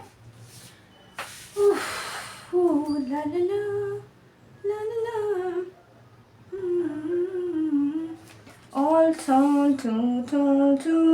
ओके, अब देखो यहाँ पे कितने प्रोडक्ट आए, 4 प्रोडक्ट आया, capital T small T, capital T small T, small T small T, small T small T, small T, और यहाँ पे आए 4 product, capital T small T, capital T small T, capital T small T and capital T small T, चारों के चारों same आया। तो देखो इसमें जब हमने एक हेटेरोजाइगस प्लांट को रिसेसिव पेरेंट के साथ क्रॉस कराया तो हमें 4 प्लांट देखने को मिला प्रोडक्ट में। इसमें से 2 टॉल है, ठीक है, capital T small T, capital T small T, और इसमें से 2 डुअफ है, स्मॉल टी, ठीक है। सो 2 टॉल प्लांट है और 2 डुअफ प्लांट है। तो इसका जो फिनोटाइपिक रेशियो और जीनोटाइपिक रेशियो है दोनों है 2:2, दैट इज 1:1। ये तो पता है ना, 2:2 का मतलब है जो सामने है रेशियो के वो न्यूमैरेटर में जाता है, जो पीछे है वो डिनोमिनेटर में जाता है, दैट इज 1/1, मतलब 1:1। ओके, इतना मैथ्स तो आता है सब लोगों को, अगर नहीं आता तो यहाँ से भी जान लो, ठीक है। ओके, तो इसमें क्या आया, 2 टॉल प्लांट आया और 2 डुअफ प्लांट आया। तो इसका फिनोटाइपिक रेशियो और जीनोटाइपिक रेशियो क्या है, सेम है, हाँ 1:1 है। इसमें क्या आया, जब हमने रिसेसिव पेरेंट के साथ होमोजाइगस वाले प्लांट को क्रॉस कराया तो इसमें सारे के सारे कैपिटल टी स्मॉल टी आया, मतलब सारे के सारे प्लांट जो है यहाँ पे टॉल आया। तो इसका चारों प्लांट जो है वो टॉल है और जीनोटाइप भी सेम है, तो इसका भी रेशियो 1:1 आएगा। तो ये देखो कोइंसिडेंट, क्या कोइंसिडेंट है, हाँ, इसमें फिनोटाइपिक रेशियो और जीनोटाइपिक रेशियो दोनों, यहाँ पे 1:1 नहीं होगा, यहाँ पे भी सारे के सारे क्या है, टॉल है, ऑल टॉल, ठीक है। देखो इसमें भी इस टेस्ट क्रॉस में फिनोटाइपिक रेशियो क्या है, 1:1 है, मतलब 2:2 है ना, 2 टॉल है 2 डुअफ है, तो 2:2। जीनोटाइपिक रेशियो भी कैपिटल टी स्मॉल टी 2 है और स्मॉल टी 2 है, 2:2। तो phenotypic ratio equal to genotypic ratio है। यहाँ पे भी देखो चारों के चारों प्लांट जो है वो टॉल है, ठीक है, बाहर से सारे के सारे टॉल है, तो फिनोटाइप सबका सेम है। जीनोटाइप भी सबका कैपिटल टी स्मॉल टी है, तो जीनोटाइप भी सबका सेम है, ठीक है। सो टेस्ट क्रॉस में बेसिकली ये फंडा है कि दोनों का ही फिनोटाइपिक रेशियो इक्वल टू, इन दोनों का अलग अलग है, ठीक है। यहाँ पे 2 टॉल 2 डुअफ है, यहाँ पे 4 टॉल है, इन दोनों का अलग अलग है, लेकिन यहाँ पे फिनोटाइप जीनोटाइप सेम है, यहाँ पे भी फिनोटाइप जीनोटाइप सेम है। समझ में आया। अब देखो हमें पता कैसे चलेगा, हमें तो बस पता था कि ये एक प्लांट है जो टॉल प्लांट है, ठीक है, लेकिन इसमें कैपिटल टी वाला टॉल है या कैपिटल टी स्मॉल टी वाला टॉल है वो हमें नहीं पता था। हमने वही जानने के लिए तो ये पूरा किया मेथड। तो हमने उसके रिसेसिव पेरेंट मतलब उस टॉल प्लांट को हमने एक डुअफ प्लांट के साथ जब क्रॉस कराया तो हमें कुछ प्रोडक्ट्स देखने को मिला। तो अगर प्रोडक्ट में 2 टॉल और 2 डुअफ प्लांट निकला तो ये वाला कंडीशन होगा, तो मतलब जो हमारा जो प्लांट था जिसके ऊपर एक्सपेरिमेंट कर रहे थे वो कैपिटल टी स्मॉल टी वाला प्लांट निकलेगा, हेटेरोजाइगस एलील वाला। और अगर प्रोडक्ट में चारों के चारों टॉल प्लांट आया तो ये वाला होगा। समझ में आ गया? समझ में आ गया? आ गया, मुझे पता है। हमें बस ये पता था कि एक प्लांट ऊपर से टॉल दिख रहा है, लेकिन उसमें कैपिटल टी टॉल है या capital T small T tall है। ये जो मैं बोल रही हूँ अल्फाबेट्स नहीं है, ये जीन्स है, अल्फाबेट से रिप्रेजेंट किया जा रहा है, ठीक है। तो हमें तो वो नहीं पता था, वही पता करने के लिए हमने ये किया। तो एक प्लांट है टॉल है, उसको मैंने उसके डुअफ प्लांट के साथ क्रॉस कराया, तो जो प्रोडक्ट आएगा, अगर 2 प्लांट टॉल आया 2 डुअफ आया तो मतलब इस प्लांट में कैपिटल टी स्मॉल टी वाला है। अगर चारों के चारों टॉल प्लांट आए तो मतलब होमोजाइगस एलील है, कैपिटल टी। समझ में आ गया होगा तुम लोगों को, ठीक है। ओके, तो ये था हमारा पूरा टेस्ट क्रॉस। अब बैक क्रॉस क्या होता है देखो। टेस्ट क्रॉस में क्या हुआ, जो पर्टिकुलर प्लांट था हमने उसके रिसेसिव पेरेंट के साथ हमने उसको क्रॉस कराया। हमने तो यहाँ पे टॉल का एग्जाम्पल लिया है। अगर मान लो हेयर मतलब मान लो कि तुम्हारा हेयर जो है वो स्ट्रेट है, तो अगर तुम्हारा हेयर, एक लड़की का हेयर अगर स्ट्रेट है तो मान लो हेयर है ना स्ट्रेट, कैपिटल एस मान लेते हैं, कैपिटल एस भी हो सकता है, कैपिटल एस स्मॉल एस भी हो सकता है, ठीक है। और स्मॉल एस होगा तो कर्ली होगा, ठीक है। सो उसका हेयर अगर स्ट्रेट है, लेकिन कौन सा स्ट्रेट है हमें नहीं पता, तो उसके रिसेसिव पेरेंट के साथ हम उसको क्रॉस कराएंगे, मतलब कर्ली वाले के साथ हम क्रॉस कराएंगे, क्योंकि अगर स्ट्रेट हेयर है तो वो एक्सप्रेस हो रहा है तो वो डोमिनेंट है ऑफ कोर्स, तो रिसेसिव कर्ली हो जाएगा, है कि नहीं? ऐसे ही होता है। बैक क्रॉस बेसिकली होता क्या है? बैक क्रॉस में हम एक प्लांट लेते हैं, ठीक है, इस प्लांट के साथ हम उसके कोई भी पेरेंट को क्रॉस कराते हैं। रिसेसिव डोमिनेंट यहाँ पे कंडीशन नहीं है। टेस्ट क्रॉस में ओनली रिसेसिव के साथ ही क्रॉस कराया जाता है, बट बैक क्रॉस में ऐसा नहीं है, डोमिनेंट वाले के साथ भी करा सकते हैं, रिसेसिव वाले के साथ भी करा सकते हैं। तो बैक क्रॉस में जो पर्टिकुलर प्लांट होता है जिसका हमें कैरेक्टर जानना होता है, उसके साथ हम उसके पेरेंट का कोई भी एनी ऑफ द पेरेंट उसके साथ हम क्रॉस करा के प्रोडक्ट देख सकते हैं। ये बेसिकली क्या किया जाता है, मतलब एक्चुअली इसमें बैक क्रॉस जो किया जाता है वो कुछ डिजायरेबल ट्रेट्स को पाने के लिए किया जाता है, मतलब उस प्लांट में बेसिकली ट्रेट्स को इंक्लूड करने के लिए, ये जेनेटिकली मॉडिफाई करने के लिए वो किया जाता है, ठीक है। सो ये इतना एनसीईआरटी में नहीं है। सो ये हो गया हमारा पूरा का पूरा test cross and back cross. तो हमने देख लिया कि मेंडल बाबा ने किस तरह से एक्सपेरिमेंट किया। अब ये जो एक्सपेरिमेंट किया उन्होंने, एक्सपेरिमेंट करके कुछ लॉस दिया जेनेटिक्स में, तो वो हम लॉस पढ़ते हैं अभी कि मेंडल ने एक्सपेरिमेंट करके क्या देखा और दुनिया को जो दिखाया लॉस के फॉर्म में, वो लॉ अभी हम देखते हैं। Okay, are you ready? Okay, चलो चलो चलो। तो अभी हम नेक्स्ट पढ़ते हैं, that is Mendel's laws of inheritance. हमने जेनेटिक्स का बेस देख लिया, हमने मेंडल का एक्सपेरिमेंट देख लिया किस तरह से किया, ठीक है। अभी हम देखेंगे कि मेंडल ने एक्सपेरिमेंट करके जेनेटिक्स में क्या दिया, लॉ के फॉर्म में जेनेटिक्स को समझाया है, ठीक है। तो अभी हम पढ़ते हैं मेंडल्स लॉस ऑफ इनहेरिटेंस, जिसको बोला जाता है, क्या हुआ, जिसको बोला जाता है प्रिंसिपल्स ऑफ इनहेरिटेंस ऑल्सो, ठीक है। सो मेंडल का लॉ पढ़ते हैं अभी, ठीक है। ओके, सो मेंडल ने टोटल 3 लॉ दिया, ठीक है। First law is law of dominance, okay. Then the second law is law of segregation, segregation means separation, segregation. Then third law is law of independent assortment, okay. देखो Mendel ने, हमने monohybrid cross पढ़ा है, dihybrid cross को हमने proof नहीं किया, ठीक है। सो मेंडल ने पी प्लांट के ऊपर जो एक्सपेरिमेंट किया था, उन्होंने एक कैरेक्टर को लेके भी एक्सपेरिमेंट किया, 2 कैरेक्टर को लेके भी प्लांट के बीच में ब्रीडिंग कराई। ये वॉल्यूम नहीं, क्या बोलते हैं, वोल्टेज क्यों कम हो रहा है? जब भी मैं लेक्चर शूट करने लगती हूँ ना कुछ प्रॉब्लम आ ही जाता है। अभी ये दिन में शूट कर रही हूँ तो थोड़ा सा यहाँ से दिन में थोड़ा डार्क आ जाता है ना, दिखाई दे रहा है क्या? Okay, law of dominance, law of segregation, law of independent assortment, ठीक है। सो मेंडल ने पहले मोनोहाइब्रिड क्रॉस किया, ठीक है। मोनोहाइब्रिड क्रॉस करके उन्होंने 2 लॉ दिया, law of dominance and law of segregation. उसके बाद उन्होंने डाइहाइब्रिड क्रॉस किया, ठीक है। डाइहाइब्रिड क्रॉस करने के बाद लॉ ऑफ इंडिपेंडेंट असॉर्टमेंट दिया। तो हम एक एक करके देखते हैं, देखेंगे कि नहीं? देखेंगे। ओके, अब देखो लॉ ऑफ डोमिनेंस, ठीक है। सो लॉ ऑफ डोमिनेंस क्या है? डोमिनेंस वर्ड से तुम्हें पता लग जाना चाहिए क्या है, क्या है। जब तुम लोग रिलेशनशिप में होते हो, तुम्हारी गर्लफ्रेंड जब डोमिनेट होते हो और तुम उसके मतलब रिसेसिव होके रहते हो, तुम उसके हर बात मानते हो, इसी को डोमिनेंट बोलते हैं, मतलब, ठीक है, जिसकी चलती है बेसिकली। समझा करो यार, तो लड़के अच्छे से समझेंगे। Law of dominance, this law states that the dominant Aleel always express. हमें पता है कोई भी जो कैरेक्टर है उसके पास 2 ही अलील होता है, मतलब अगर 2 अलग अलग ट्रेट हो तो 2 अलील होगा, ठीक है। उसी को तो अलील बोलेंगे। अब देखो, मान लो एक प्लांट है, ठीक है, उसका जो जीन है that is capital T and small T, ठीक है। तो यहाँ पे कैपिटल, ये हाइट का कैरेक्टर है और इसका 2 ट्रेट है, कैपिटल टी और स्मॉल टी। कैपिटल टी जो है वो डोमिनेंट है यहाँ पे, ठीक है। कैपिटल लेटर से जो लिखता है वो डोमिनेंट होता है और स्मॉल लेटर से जो लिखता है वो रिसेसिव होता है, ठीक है। लेकिन ये जो प्लांट है इसका फिनोटाइप क्या होगा? ये टॉल प्लांट होगा। कैपिटल टी स्मॉल टी है, यहाँ पे डोमिनेंट रिसेसिव दोनों है, लेकिन फिनोटाइप डोमिनेंट वाले का आया, ठीक है। टॉल प्लांट हुआ। कैपिटल टी मतलब टॉल, स्मॉल टी मतलब डुअफ, लेकिन यहाँ पे शो कौन सा हो रहा है? Tall plant. तो यहाँ पे डोमिनेंट वाला अलील जो है वो एक्सप्रेस हो रहा है। सो यही है लॉ ऑफ डोमिनेंस। समझ में आया? लॉ ऑफ सेग्रीगेशन क्या है? Universal law of Mendel. अब इसको यूनिवर्सल लॉ क्यों बोला जाता है? क्योंकि ये कभी चेंज नहीं होगा, ये जब हम थर्ड लॉ में पढ़ लेंगे तब मैं बोलूंगी।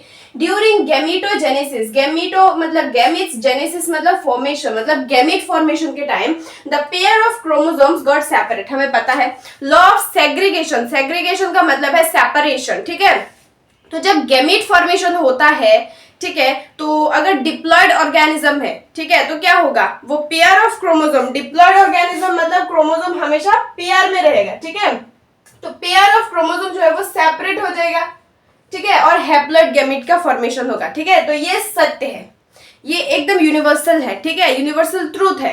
Zygote is always diploid and gametes are always haploid, ये रट लो, ठीक है। गैमीट्स हमेशा हैप्लॉइड रहेगा, जाइगोट हमेशा डिप्लॉयड रहेगा, ठीक है, समझ में आया? ठीक है, सो ये है law of dominance and law of segregation. अब लॉ ऑफ इंडिपेंडेंट असॉर्टमेंट देखने से पहले हम डाइहाइब्रिड क्रॉस देख लेते हैं पहले, ठीक है। ये दोनों लॉ उन्होंने दिया मोनोहाइब्रिड क्रॉस करके। अब हम डाइहाइब्रिड क्रॉस के बारे में भी तुम लोगों को थोड़ा सा पता है, उसका फिनोटाइपिक रेशियो, जीनोटाइपिक रेशियो मैंने ऑलरेडी बोल दिया है। यहाँ पे दो कैरेक्टर को लेके प्लांट को क्रॉस फर्टिलाइजेशन और सेल्फ फर्टिलाइजेशन किया जाता है, ठीक है। तो वो हम प्रूफ करके देखते हैं जो मेंडल ने एक्सपेरिमेंट किया था। ओके, तो अब देखो यहाँ पे थोड़ा सा बड़ा एक पुनेट स्क्वायर हम बनाएंगे, लेकिन डरना मत, ठीक है, क्योंकि आसान है।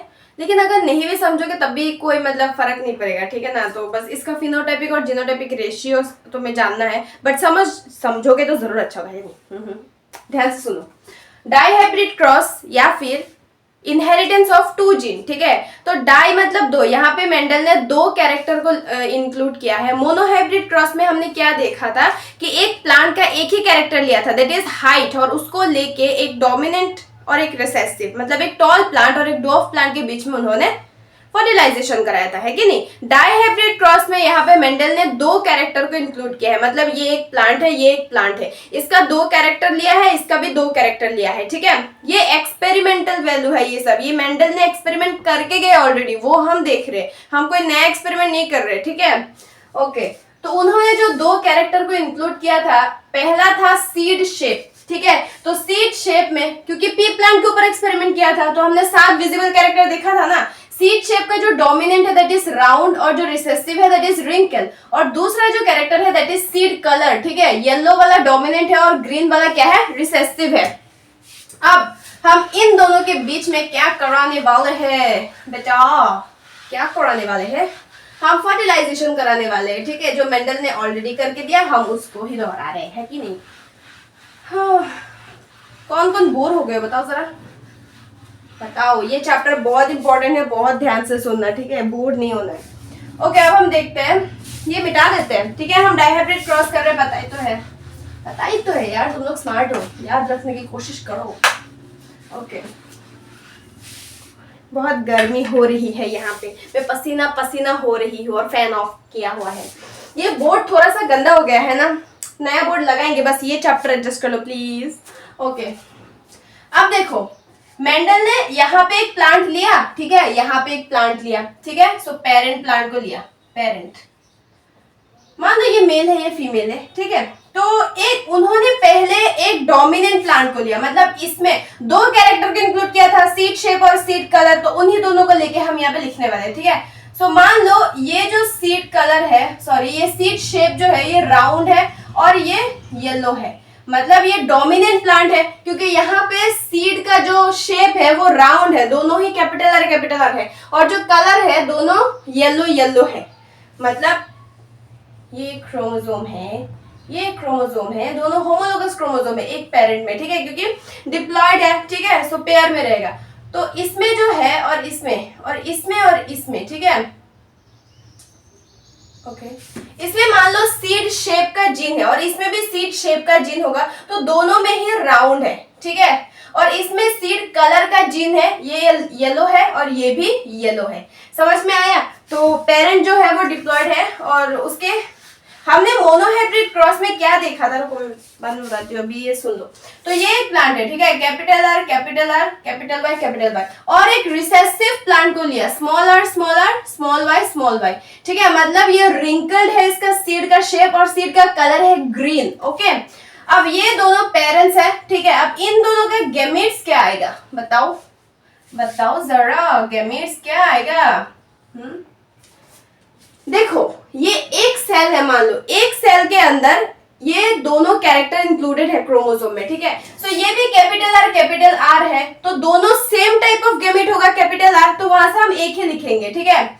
ये भी कैपिटल वाई है, तो सेम टाइप ऑफ गैमेट आएगा। हम दो दो लिखेंगे तो और बड़ा हो जाएगा वो एक्सपेरिमेंट, रेशियो अल्टीमेटली वही होगा, हाफ हो जाएगा ना इसका। मतलब हम दो को लेके करेंगे तो प्रोडक्ट डबल आएगा, लेकिन रेशियो उसका हाफ ही हो जाएगा ना। 4:4 मतलब 1:1 होता है, ठीक है, तो हाफ हो जाएगा ना। मतलब 4:4 दैट इज 2:2 दैट इज 1:1, ये तो है ना, तो हाफ हो जाएगा। तो हम एक को लेके ही करते हैं, ठीक है, एक ही गैमेट। पहली बार सुन रहे हो, थोड़ा कंफ्यूजिंग लग सकता है, बट पेशेंस रख के सुनो, ठीक है। और यहाँ से एक गैमेट आएगा दैट इज कैपिटल वाई, तो ये हो गए इसका गैमेट, ठीक है। मान लो फॉर एग्जांपल ये मेल प्लांट है, वो फीमेल प्लांट है, ठीक है। सो यहाँ पे भी स्मॉल आर से एक स्मॉल आर आएगा, स्मॉल वाई से एक स्मॉल आएगा, तो ये है इन लोगों का गैमेट। अब इन दोनों के बीच में हम कराने वाले हैं क्रॉस फर्टिलाइजेशन, ठीक है। सो गैमेट है तो ये हैप्लॉइड है। अब तुम बोलोगे हैप्लॉइड है तो इसमें दो चीज क्या करें, क्योंकि हैप्लॉइड मतलब क्या है, वो क्रोमोसोम जो है वो पेयर में नहीं है अभी, ठीक है। क्रोमोसोम जो है वो पेयर में नहीं है, लेकिन जो क्रोमोसोम एक सेट ऑफ क्रोमोसोम जो है उस क्रोमोसोम में दो कैरेक्टर को इंक्लूड किया है, ठीक है। सो यही दो कैरेक्टर है, समझ में आया। सीड का शेप राउंड है, सीड का कलर येलो है, ओके। तो अब हम इन दोनों के बीच में क्या करा रहे हैं, क्रॉस फर्टिलाइजेशन करा रहे हैं, ठीक है। तो क्या आएगा, क्या आएगा बेटा, क्या आएगा, RY, ये दोनों जुड़ जाएंगे ना। क्यों जुड़ जाएंगे, क्योंकि हैप्लॉइड सेल है दोनों, गैमीट है, दोनों हैप्लॉइड है। अब दोनों हैप्लॉइड फ्यूज होकर डिप्लॉइड जाइगोट बनाएगा, तो दोनों का कैरेक्टर जो है वो एक जाइगोट में आ जाएगा कि नहीं। मतलब ये मदर है, ये फादर है, मान लो, ठीक है। तो ये दोनों हैप्लॉइड है, गैमीट है ये दोनों, ठीक है। तो अब गैमेट्स फ्यूज होकर जाइगोट बनाता है जो कि डिप्लॉइड होता है, और डिप्लॉइड जाइगोट में मदर और फादर दोनों का कैरेक्टर आता है, तो इसलिए ये जुड़ गया। मतलब 23 क्रोमोसोम मिलके 46 आ जाता है, तो इनका कैरेक्टर यहाँ पे आ जाता है कि नहीं। तो ये दोनों कैरेक्टर यहाँ पे आ गया। सो ये एक प्लांट आ गया, ठीक है। सो ये प्लांट जो है, ये कैसा प्लांट आया, जिसका सीड कलर है राउंड और क्या है, RY, ठीक है। इसको हम अच्छे से लिखते हैं, R capital Y small y। तो यहाँ पे डोमिनेंट प्लांट आया है कि नहीं, मतलब सीड का जो शेप है वो राउंड आया और सीड का कलर जो है वो येलो आया। अब इस प्लांट को हम इसके साथ ही सेल्फ फर्टिलाइजेशन कराने वाले हैं, ठीक है। इतना तक समझ में आया कि नहीं, ये क्रॉस फर्टिलाइजेशन है दो कैरेक्टर को लेके, समझ में आया। अब हम इसका क्रॉस सेल्फ फर्टिलाइजेशन कराएंगे, देख लो अच्छे से, ठीक है। नोट्स मिल जाएगा, टेलीग्राम ज्वाइन कर लेना, ठीक है, ओके। चलो नेक्स्ट बढ़ते हैं आगे, ध्यान से सुनो, ठीक है। समझ जाओगे तो अच्छा है, बट इसमें मतलब इंपॉर्टेंट है वो फिनोटाइपिक और जीनोटाइपिक रेशियो याद करना, कि मेंडल ने ऑलरेडी एक्सपेरिमेंट कर दिया, हमें नहीं निकालना है, बट स्टिल तुम ये सुनो अच्छे से ध्यान से, ओके। देखो इस लाइट को पता नहीं क्या हो, एक बार मतलब बुझ रहा है, फिर से ऑन हो रहा है, ऑफ हो रहा है, क्या क्या हो रहा है। ओके अब हम करते हैं इसका सेल्फ फर्टिलाइजेशन, ओके।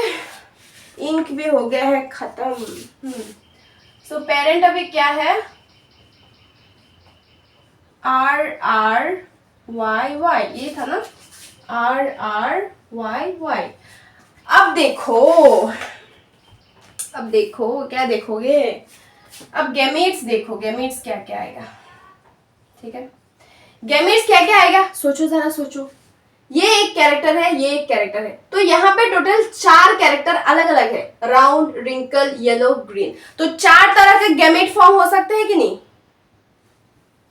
बताओ। क्योंकि ये डिप्लॉइड ऑर्गेनिज्म है, ठीक है। तो एक डिप्लॉइड सेल जब मियोसिस करता है तो 4 हैप्लॉइड सेल बनते हैं, है कि नहीं। तो 4 गैमेट फॉर्मेशन हो सकता है यहाँ पे। किस तरह का हो सकता है बताओगे मुझे। गैमेट या तो एक कैपिटल आर हो सकता है, ओके। सॉरी क्या बोल रही हूँ, कैपिटल आर क्यों होगा, दो कैरेक्टर को लिया है ना। अब देखो तुम लोग एक बात पे कंफ्यूज हो रहे हो, क्योंकि मैंने जब ये चैप्टर पढ़ा था 12th में, तब मेरे दिमाग में भी एक क्वेश्चन था कि मतलब यहाँ पे ये 2 क्यों है और यहाँ पे 2 क्यों आ रहा है। ये आ रहा है क्या क्वेश्चन? मतलब जब मोनोहाइब्रिड क्रॉस हमने किया था तब हमने एक ही कैरेक्टर को इंक्लूड किया था, तो वहां से या तो कैपिटल टी आ रहा था या तो स्मॉल टी आ रहा था। तो वहां पे क्योंकि हमने क्रोमोसोम में एक ही कैरेक्टर को इंक्लूड किया था, बट यहाँ पे हमने क्रोमोसोम में दो कैरेक्टर को इंक्लूड किया था, तो हर एक सेल में ये दो कैरेक्टर जाएंगे ना, इसीलिए हम दो दो करके लिख रहे हैं। समझ में आया ना? ओके, डाउट होगा तो पूछ लेना मुझसे कमेंट सेक्शन में, या इंस्टाग्राम में भी मैसेज कर सकते हो, या टेलीग्राम में भी पूछ सकते हो, ठीक है ना? डाउट नहीं रहना चाहिए ऐसे चैप्टर्स में, जो कॉन्सेप्चुअल चैप्टर्स है ना उसमें बिल्कुल भी डाउट मत रखना, ठीक है? और सोचो चीजों को, इमेजिन करो तो ही क्वेश्चंस आएंगे दिमाग में। तो जितना क्वेश्चंस आएंगे उतना तुम रिसर्च करोगे और उतना अंडरस्टैंडिंग होगी, स्ट्रॉन्ग अंडरस्टैंडिंग होगी, ठीक है? क्योंकि जेनेटिक्स का चैप्टर में क्वेश्चंस ट्रिकी आते हैं, तो इसीलिए तुम्हें लास्ट में क्वेश्चंस भी कराएंगे कुछ, ठीक है? ओके, सो यहां से गैमेट्स क्या क्या बन सकता है बताओ? या तो कैपिटल आर स्मॉलर होगा, सीड का शेप जो जिस गमीट में ये कैरेक्टर जाएगा, या तो ये मैं क्या लिख रही हूँ, सॉरी, दो कैरेक्टर इंक्लूड करना है ना, या तो राउंड होगा या ग्रीन होगा, या फिर रिंकल्ड होगा या फिर ग्रीन होगा, ठीक है? या फिर राउंड होगा और येलो होगा, या फिर रिंकल्ड होगा या फिर ग्रीन होगा, सॉरी येलो होगा। तो ये चार कैरेक्टर हो सकते हैं। फीमेल के केस में भी सेम है, एक मतलब क्योंकि ये गैमीट है तो हैप्लॉइड सेल में जो कैरेक्टर जाएगा क्रोमोसोम में, या तो उस क्रोमोसोम में वो जो प्लांट है उसका जो दो कैरेक्टर लिया है, या तो वो राउंड होगा या फिर ग्रीन होगा, और मतलब सीड शेप और सीड कलर, रिंकल्ड येलो, ठीक है, sorry green, round green, okay? मैं क्यों कंफ्यूज हो रही हूँ? हाँ, रिंकल्ड येलो, ओके? तो ये हो सकता है। तो ये आ गया हमारा यहाँ पे चार गैमेट, यहाँ पे आ गया चार गैमेट, ये मेल गैमेट है, ये फीमेल गैमेट से मान लो, ठीक है? तो अब हम इनके बीच में सेल्फ कराएंगे, मतलब हम पुनेट स्क्वायर बनाएंगे अभी, ठीक है? पुनेट स्क्वायर बना के देखते हैं कितने प्लांट आते हैं और इसका फिनोटाइप। तुम लोग को चॉकलेट खाना पसंद है क्या? मेरे लिए कभी चॉकलेट लाओगे ना तुम लोग तो फ्यूज चॉकलेट लगा, मुझे फ्यूज बहुत पसंद है, और किटकैट भी चलेगा, ओके? तो देखो हमने बना लिया पुनेट स्क्वायर, दिख रहा है कि नहीं? रुको, दिख रहा है, इंक थोड़ा खत्म हो गया ना। देखो पुनेट स्क्वायर बनाना तो आता है ना, जितना गैमेट्स होता है उतना बनाना होता है। मान लो हमारे पास दो गैमेट है, तो तुम ऐसे स्क्वायर बनाओगे और ऐसे दो बॉक्स बनाओगे, एक वर्टिकली और एक हॉरिजॉन्टली, ठीक है? अगर तीन गैमेट्स है तो तुम्हारा तीन बॉक्स होना चाहिए, वर्टिकली हॉरिजॉन्टली। यहाँ पे चार गैमेट्स है तो वर्टिकली भी चार बॉक्स है, 1 2 3 4, हॉरिजॉन्टली भी चार है, 1 2 3 4, ठीक है? तो ऐसे बनाते हैं। तो यार इतनी गर्मी है, ओके ओके तो मेरे दांत में लगा है क्या? कोई बात नहीं यार, तुम लोग तो अपने हो ना, ओके? सो ये गैमीट हमारा आ गया, ठीक है? मान लो ये मेल गैमीट है, मान लेते हैं, और ये फीमेल गैमीट है, ठीक है?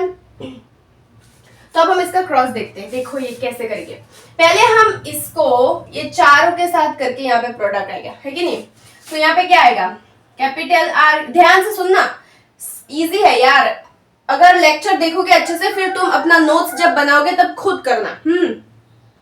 कैपिटल आर और ये कैपिटल वाई है ना, कैपिटल वाई, ठीक है? तो ये एक आ गया। तो ये क्या प्लांट आया? राउंड आया, साथ में क्या आया? येलो आया, ओके ओके। अब इसको इसके साथ कराएंगे, ठीक है? ये हो गया, अब इसको इसके साथ कराएंगे। Capital R, capital Y, small Y, है कि नहीं? ओके, तो ये भी आया राउंड और साथ में क्या आया? येलो, है कि नहीं? कैपिटल वाई स्मॉल वाई, तो कैपिटल वाई डोमिनेंट है और डोमिनेंट वाला ही तो एक्सप्रेस होगा। ये भी हो गया। इसको इसके साथ कराएंगे, capital R small R, then capital Y small Y, तो ये भी क्या आया? राउंड एंड येलो, है कि नहीं? अब इसको, ये हो गया, इसको इसके साथ कराएंगे, ठीक है? Capital R small R, then capital Y small Y, तो ये भी आया राउंड एंड येलो। तो ये चारों प्लांट जो है राउंड और येलो आया, मतलब डोमिनेंट प्लांट आया, ठीक है? अब हम इसको इन चारों के साथ कराएंगे, ओके? तो यहाँ पे क्या है? Capital R, okay, then small Y capital Y, तो कैपिटल वाई स्मॉल वाई, ठीक है? तो ये भी आया राउंड एंड येलो, है कि नहीं? समझ में आ रहा है ना? आ रहा होगा, ध्यान से सुनो। अब इसको इसके साथ कराएंगे, कैपिटल आर स्मॉल वाई, ठीक है। तो ये आ गया हमारा राउंड एंड ग्रीन, एक रिसेसिव आया।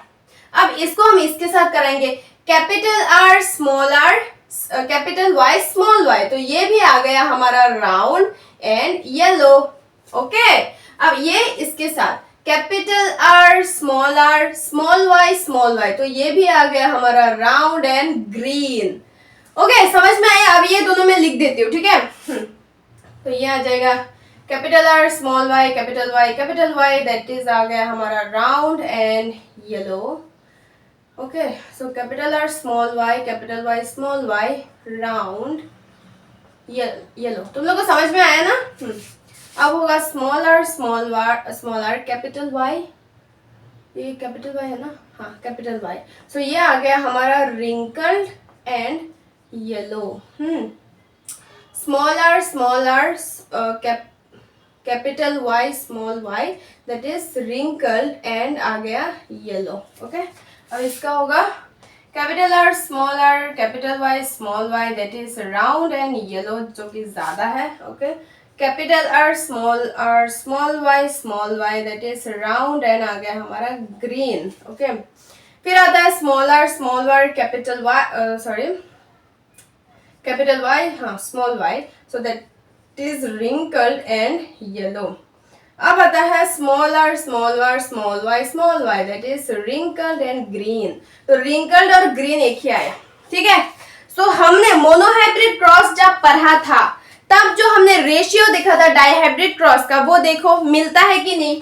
फिनोटाइपिक रेशियो हमने क्या देखा था डाइहाइब्रिड क्रॉस में, 9:3:3:1, ठीक है। ये था फिनोटाइपिक रेशियो हमारा, यही था ना। अब देखो ये मिलता है कि नहीं, 9:3:3:1। देखो राउंड येलो 1 2 3 4 5, ठीक है, 6 7 8 एंड 9। देखो राउंड येलो 9 है। अब 3 देखते हैं, round green. Okay, so this is round green 1 2, round green ये 3 आया। अब देखते हैं रिंकल्ड येलो, ठीक है, रिंकल्ड येलो 1 2 एंड 3, और 1 है रिंकल्ड ग्रीन, ठीक है। सो सब रिसेसिव ये एक ही है, समझ में आया। तो ये आ गया हमारा फिनोटाइपिक रेशियो। जीनोटाइपिक रेशियो क्या था, 1 2 1 2 4 2 1 2 1। वो कैलकुलेट करके देख लेना, इतना बड़ा कौन करेगा, इतना इंपॉर्टेंट भी नहीं है। वो कैसे कैलकुलेट करोगे, कैपिटल आर कैपिटल वाई ऐसा देखोगे, ठीक है। मतलब कैपिटल आर कैपिटल वाई कितना है, कैपिटल वाई स्मॉल वाई कितना है, तो ऐसे देखना होता है, ठीक है। तो देख लेना, इतना इंपॉर्टेंट नहीं है, छोड़ो मत देखो। अगर देखोगे तुम्हारी इमेजिनेशन अच्छी होगी, ठीक है। सो हमने डाइहाइब्रिड क्रॉस देख लिया ना। अब हम देखते हैं लॉ ऑफ इंडिपेंडेंट असॉर्टमेंट, ठीक है। तो ये अच्छे से देख लो। चलो अब देख लेते हैं लॉ ऑफ इंडिपेंडेंट असॉर्टमेंट, ठीक है। सो देखो law of independent assortment, independent, यहाँ पे क्या है, सारे के सारे अलील्स जो है वो एक दूसरे के साथ इंडिपेंडेंट है। मतलब कोई किसी के ऊपर डिपेंड नहीं है और कोई ऐसा रेस्ट्रिक्शन नहीं है कि इस पर्टिकुलर अलील को इसी के साथ बाइंड करना होगा। हमने अभी डाइहाइब्रिड क्रॉस देखा था, ठीक है। हमने देखा कि राउंड जो है वो येलो के साथ भी बाइंड कर रहा है, राउंड जो है वो ग्रीन के साथ भी बाइंड कर रहा है, रिंकल वाला जो है वो येलो के साथ भी बाइंड कर रहा है, रिंकल वाला जो है वो ग्रीन के साथ भी बाइंड कर रहा है। ये पर्टिकुलरली ऐसा नहीं है कि रिंकल वाला हमेशा ग्रीन के साथ ही करेगा, नो। ये यहाँ ऐसा कोई रेस्ट्रिक्शन नहीं है, हर एक अलील अपने में इंडिपेंडेंट है, वो जिसके साथ चाहे वो बाइंड कर सकता है। That is law of independent assortment, ठीक है। जैसे कि मान लो ये एक गमीट है, ठीक है, गमीट है, कैपिटल आर स्मॉल आर, तो ये कैपिटल वाई स्मॉल वाई के साथ भी करके बना सकता है, स्मॉल आर जो है वो कैपिटल वाई स्मॉल आर के साथ भी बना सकते हैं। जरूरी नहीं है कि ये ही सिर्फ इसी के साथ बाइंड करेगा, ये इसके साथ करेगा, ऐसा नहीं है। एक दूसरे के साथ वो बाइंड कर सकते हैं। That is law of independent assortment, ठीक है। सो मेंडल ने पूरा पी प्लांट का जो एक्सपेरिमेंट है, मैं मोनोहाइब्रिड क्रॉस और डाइहाइब्रिड क्रॉस किया उन्होंने। ये लाइट इतना डिस्टर्ब दे रहा है ना, अगर मेरा लेक्चर थोड़ा बहुत भी खराब हुआ ना इस लाइट की वजह से, मैं इसको तोड़ दूंगी, सच में बोल रही हूँ। थोड़ा सा एडजस्ट कर लो प्लीज।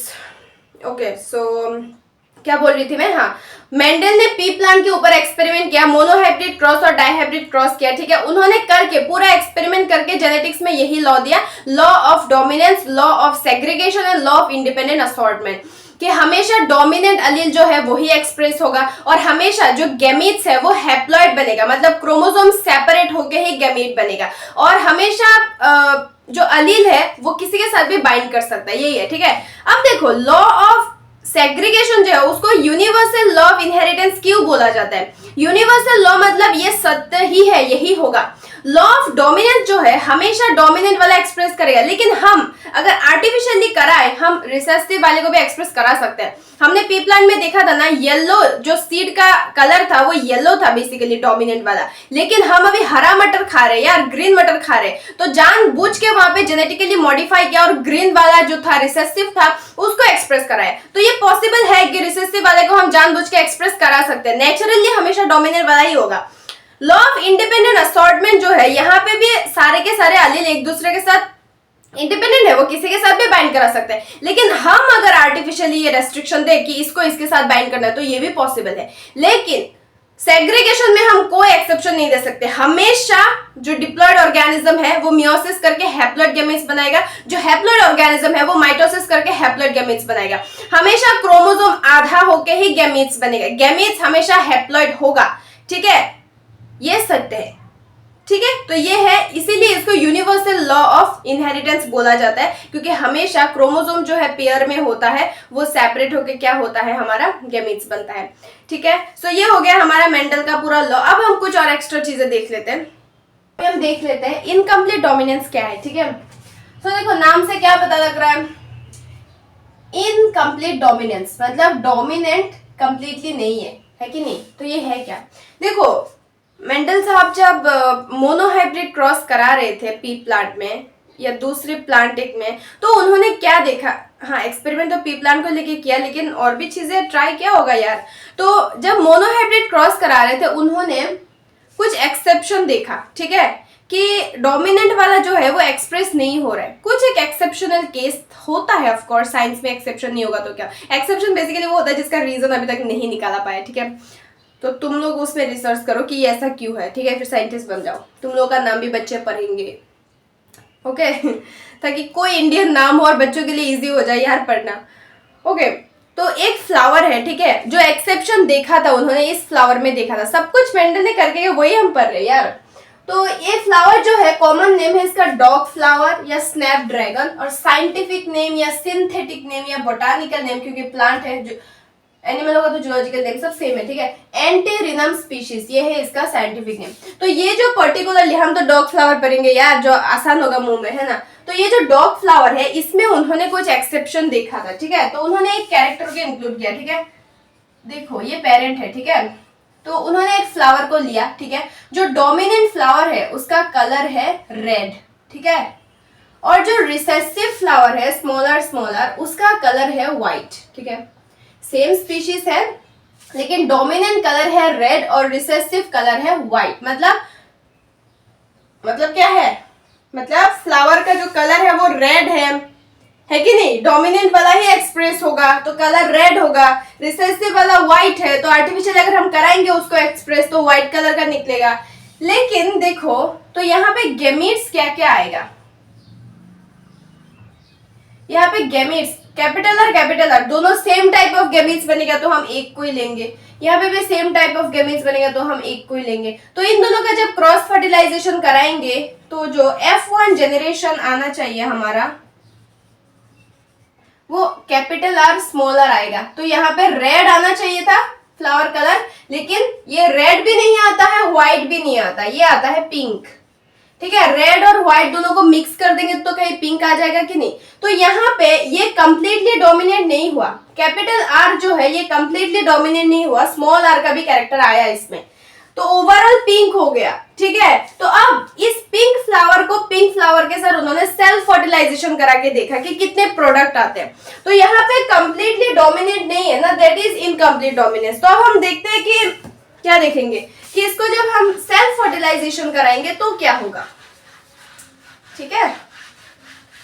तो देखो अब फिर से F2 जनरेशन निकालते हैं। F1 जनरेशन निकालने के लिए हमेशा क्रॉस फर्टिलाइजेशन कराना पड़ता है और F2 जनरेशन के लिए सेल्फ फर्टिलाइजेशन, ठीक है। मतलब कराना पड़ता है ये नहीं, हम दूसरे के साथ भी क्रॉस करा के हम जनरेशन तो निकाल ही सकते हैं ना, किसी भी प्लांट के साथ क्रॉस सेल्फ करा के। लेकिन मेंडल का लॉ ये था कि पहले हम F1 जनरेशन क्रॉस फर्टिलाइजेशन से निकालेंगे, फिर F2 जनरेशन जो है वो हम सेल्फ फर्टिलाइजेशन से निकालेंगे, ठीक है। तो देखो यहाँ पे अब पेरेंट क्या है, capital R small R, capital R small R, जो क्या है पिंक फ्लावर है, ठीक है। हमने अभी भी देखा है कि नहीं। अब इन दोनों के बीच में हम कराएंगे सेल्फ फर्टिलाइजेशन, ठीक है। तो पुनेट स्क्वायर बनाते हैं, चलो। ला ला ला ला ला ला ला ला, ओ जाने जाना ढूंढे तुझे दीवाना, सपनों में रोज आए जिंदगी में आना सनम। ओके, तो यहाँ पे देखो दो अलग अलग तरह का गैमेट बनेगा। मान लो ये मेल पिंक फ्लावर है, ये फीमेल पिंक फ्लावर है, तो यहाँ पे एक गैमेट तो कैपिटल आर बनेगा, एक स्मॉल आर, यहाँ पे भी कैपिटल आर स्मॉल आर, है कि नहीं, है कि नहीं। दो अलग अलग तरह का गैमेट बनेगा, ठीक है। सो दो दो दो दो दो दो दो दो है, ठीक है, दो दो दो, तो हम दो दो दो दो बॉक्स बनाएंगे। तो यहाँ पे मान लो मेल गैमेट है, यहाँ पे मान लो फीमेल गैमेट है, ओके। सो अब तुम करो self fertilisation, capital R capital R, capital R small R, R capital R small R, small R small R. तो ये आ गया हमारा जीनोटाइप। तो फिनोटाइप क्या आएगा, सॉरी फिनोटाइप क्या आएगा, कैपिटल आर मतलब ये आया रेड कलर का, कैपिटल आर स्मॉल आर ये भी आया रेड कलर का, कैपिटल आर स्मॉल आर ये भी आया रेड कलर का, स्मॉल आर ये यहाँ पे कैसे आ गया, हाँ ये आया हमारा व्हाइट कलर का, है कि नहीं, है कि है, एक मिनट, कैपिटल और स्मॉल में रेड क्यों लिख रही हो भाई, ये पिंक आएगा ना, पिंक आएगा, पिंक, क्योंकि हाँ ये पिंक आएगा ना यार, तुम लोग बोल नहीं सकते हो क्या, मैंने गलत लिखा है, ये पिंक आएगा ना, क्योंकि कैपिटल और स्मॉल क्या है, पिंक है ना। यही तो डिफरेंस आया है, यही तो एक्सेप्शन है। यहाँ पे रेड आना चाहिए बट यहाँ पे पिंक आया, यही तो एक्सेप्शन आया कि इसका भी कैरेक्टर आया, रेड व्हाइट मिक्स हो गया, पिंक आ गया। तो जब हमने क्या किया, एक रेड फ्लावर एक व्हाइट फ्लावर को हमने क्रॉस फर्टिलाइजेशन कराया, यार इसको मैं मार दूंगी, ये लाइट को हो क्या गया है आज। तो क्या आता है F1 जनरेशन में, एक मिनट यार, इस पीजी में कुछ भी सही नहीं है यार, कुछ ना कुछ खराबी है, तने इतने पैसे क्यों लेते हैं। ओके, एक रेड फ्लावर और एक व्हाइट फ्लावर को जब हम क्रॉस फर्टिलाइजेशन कराते हैं तो क्या आया, पिंक फ्लावर आया, ठीक है, कैपिटल आर स्मॉल आर। तो उस पिंक फ्लावर को पिंक फ्लावर के साथ जब हमने सेल्फ फर्टिलाइजेशन कराया तो कितना प्लांट आया, एक रेड कलर का फ्लावर आया, दो पिंक कलर का फ्लावर आया और एक व्हाइट कलर का भी फ्लावर आया F2 जनरेशन में, ठीक है। सो देखो फिलियल 2 F2 जनरेशन में इसका फिनोटाइपिक रेशियो क्या आया, फिनोटाइपिक रेशियो इक्वल टू आया, एक रेड है, दो पिंक है और एक व्हाइट है, सो 1:2:1 आया।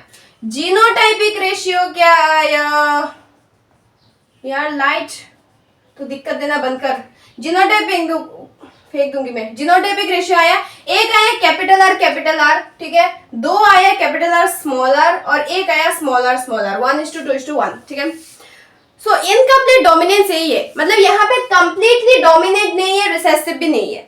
कंप्लीटली डोमिनेट होता तो रेड कलर का आता सारे फ्लावर, कंप्लीटली रिसेसिव होता तो व्हाइट आता, लेकिन दोनों मिक्स हो गया और पिंक आ गया, उसके बीच में कुछ आ गया, है कि नहीं। सो इनकम्प्लीट डोमिनेंस का मतलब है ये एक एक्सेप्शनल केस है, मोनोहाइब्रिड क्रॉस, एक ही कैरेक्टर को लिया है हमने फ्लावर का कलर, ठीक है, और ये डॉग फ्लावर में देखने को मिलता है इनकम्प्लीट डोमिनेंस, ठीक है, अगर तुमसे पूछ ले आर्हीनियम स्पीशीज।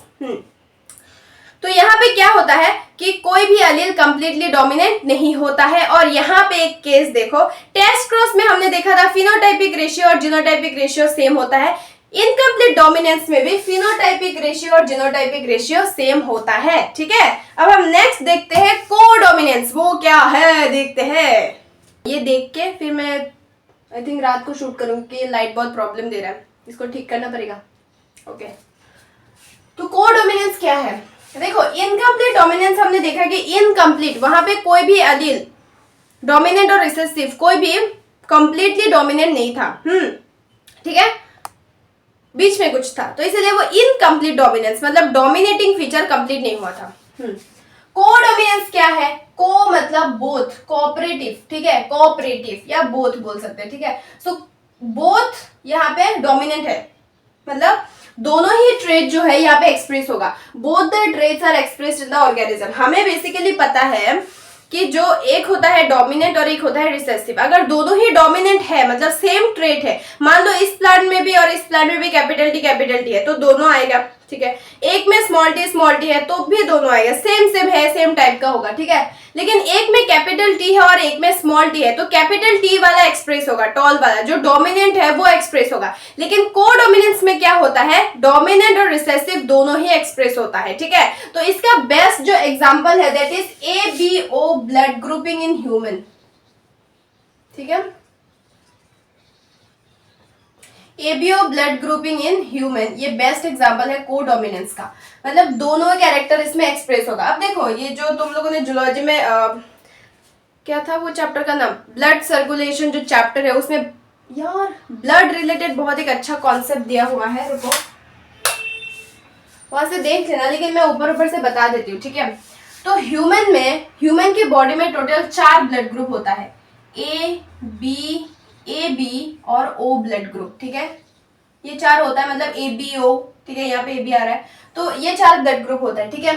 तो मान लो ये हमारा RBC है, रेड ब्लड सेल है, ठीक है।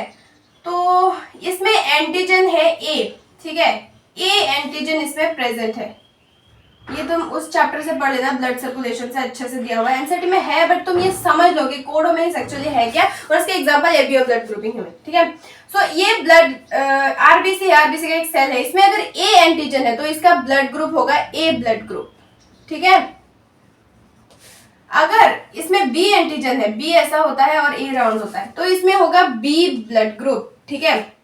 और अगर इसमें A B दोनों ही एंटीजन प्रेजेंट है तो यहाँ पे होगा AB ब्लड ग्रुप, ठीक है। और अगर यहाँ पे कोई एंटीजन प्रेजेंट नहीं है that is O blood group, ठीक है। तो ये होता है ऐसे। और ABO जो ब्लड ग्रुप होता है, इस ब्लड ग्रुप क्या है? ये एक कैरेक्टर है, और इसको ये कैरेक्टर को कैरी करने वाला जो जीन होता है दैट इज I जीन, ठीक है। ह्यूमन में I जीन होता है, इसका नाम दिया गया है। अब देखो यहाँ पे A ब्लड ग्रुप है, मतलब ओनली एक ही ब्लड ग्रुप है, तो यहाँ पे क्या हो रहा है? A वाला डोमिनेंट है, B यहाँ पे डोमिनेंट है, यहाँ पे O डोमिनेंट है। लेकिन यहाँ पे A B ब्लड ग्रुप दोनों ही क्या हो रहा है? अगर ब्लड ग्रुप जो है वो एक कैरेक्टर है, और उस कैरेक्टर को कैरी करने वाला जो जीन है दैट इज I जीन, ठीक है। मान लो ये एक क्रोमोसोम है, हमारा प्यारा सा क्रोमोसोम हमने फिर से बना लिया, ओके। ये हमारा एक क्रोमोसोम है, ठीक है। तो इसमें मान लो I जीन प्रेजेंट है, मतलब ये जो I है ये क्या करता है, ओ सॉरी 2 बनाना पड़ेगा यार, होमोलोगस क्रोमोसोम। ये लाइट की वजह से मुझे बहुत गुस्सा आ रहा है, पता नहीं दिख रहा भी नहीं दिख रहा। ओके, ये होमोलोगस क्रोमोसोम है, इस क्रोमोसोम का इस पोजीशन में I जीन प्रेजेंट है जो ब्लड ग्रुप को कैरी कर रहा है, और इसमें प्रेजेंट है इस क्रोमोसोम में I जीन जो ब्लड ग्रुप को कैरी कर रहा है। ये मेल है, ये फीमेल है, मान लो, ठीक है।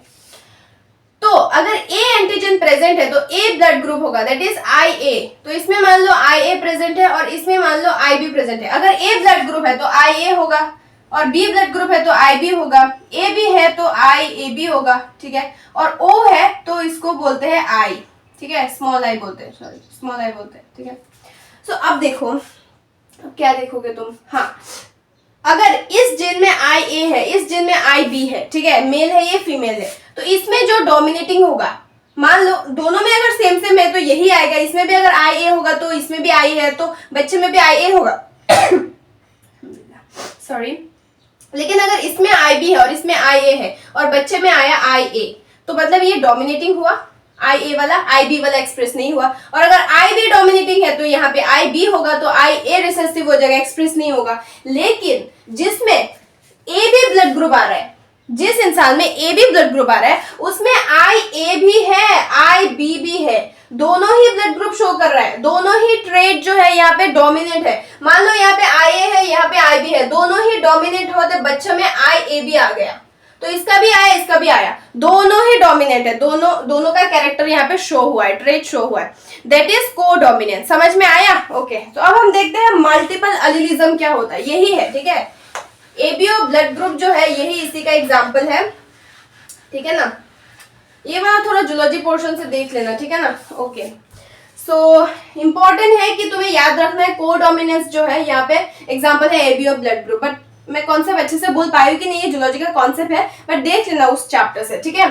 ओके, मल्टीपल एलिलिज्म भी सेम यही है, मोर देन वन, ये साइन है मोर देन वन और ये साइन है less than one. Okay, so more than one Aleel is found in an organism, एक ऑर्गेनिज्म में एक से ज्यादा अलील प्रेजेंट है एक कैरेक्टर का, इसका मतलब क्या है, उसको बोलते हैं मल्टीपल अलीलिज्म, मतलब दो से ज्यादा होगा, ठीक है। मल्टीपल एलिलिज्म, मोर देन 2 लिख दो, ठीक है, 2 से, क्योंकि एक जीन में तो 2 अलील ही प्रेजेंट होगा ना, तो मोर देन 2 अगर प्रेजेंट है तो वो होगा।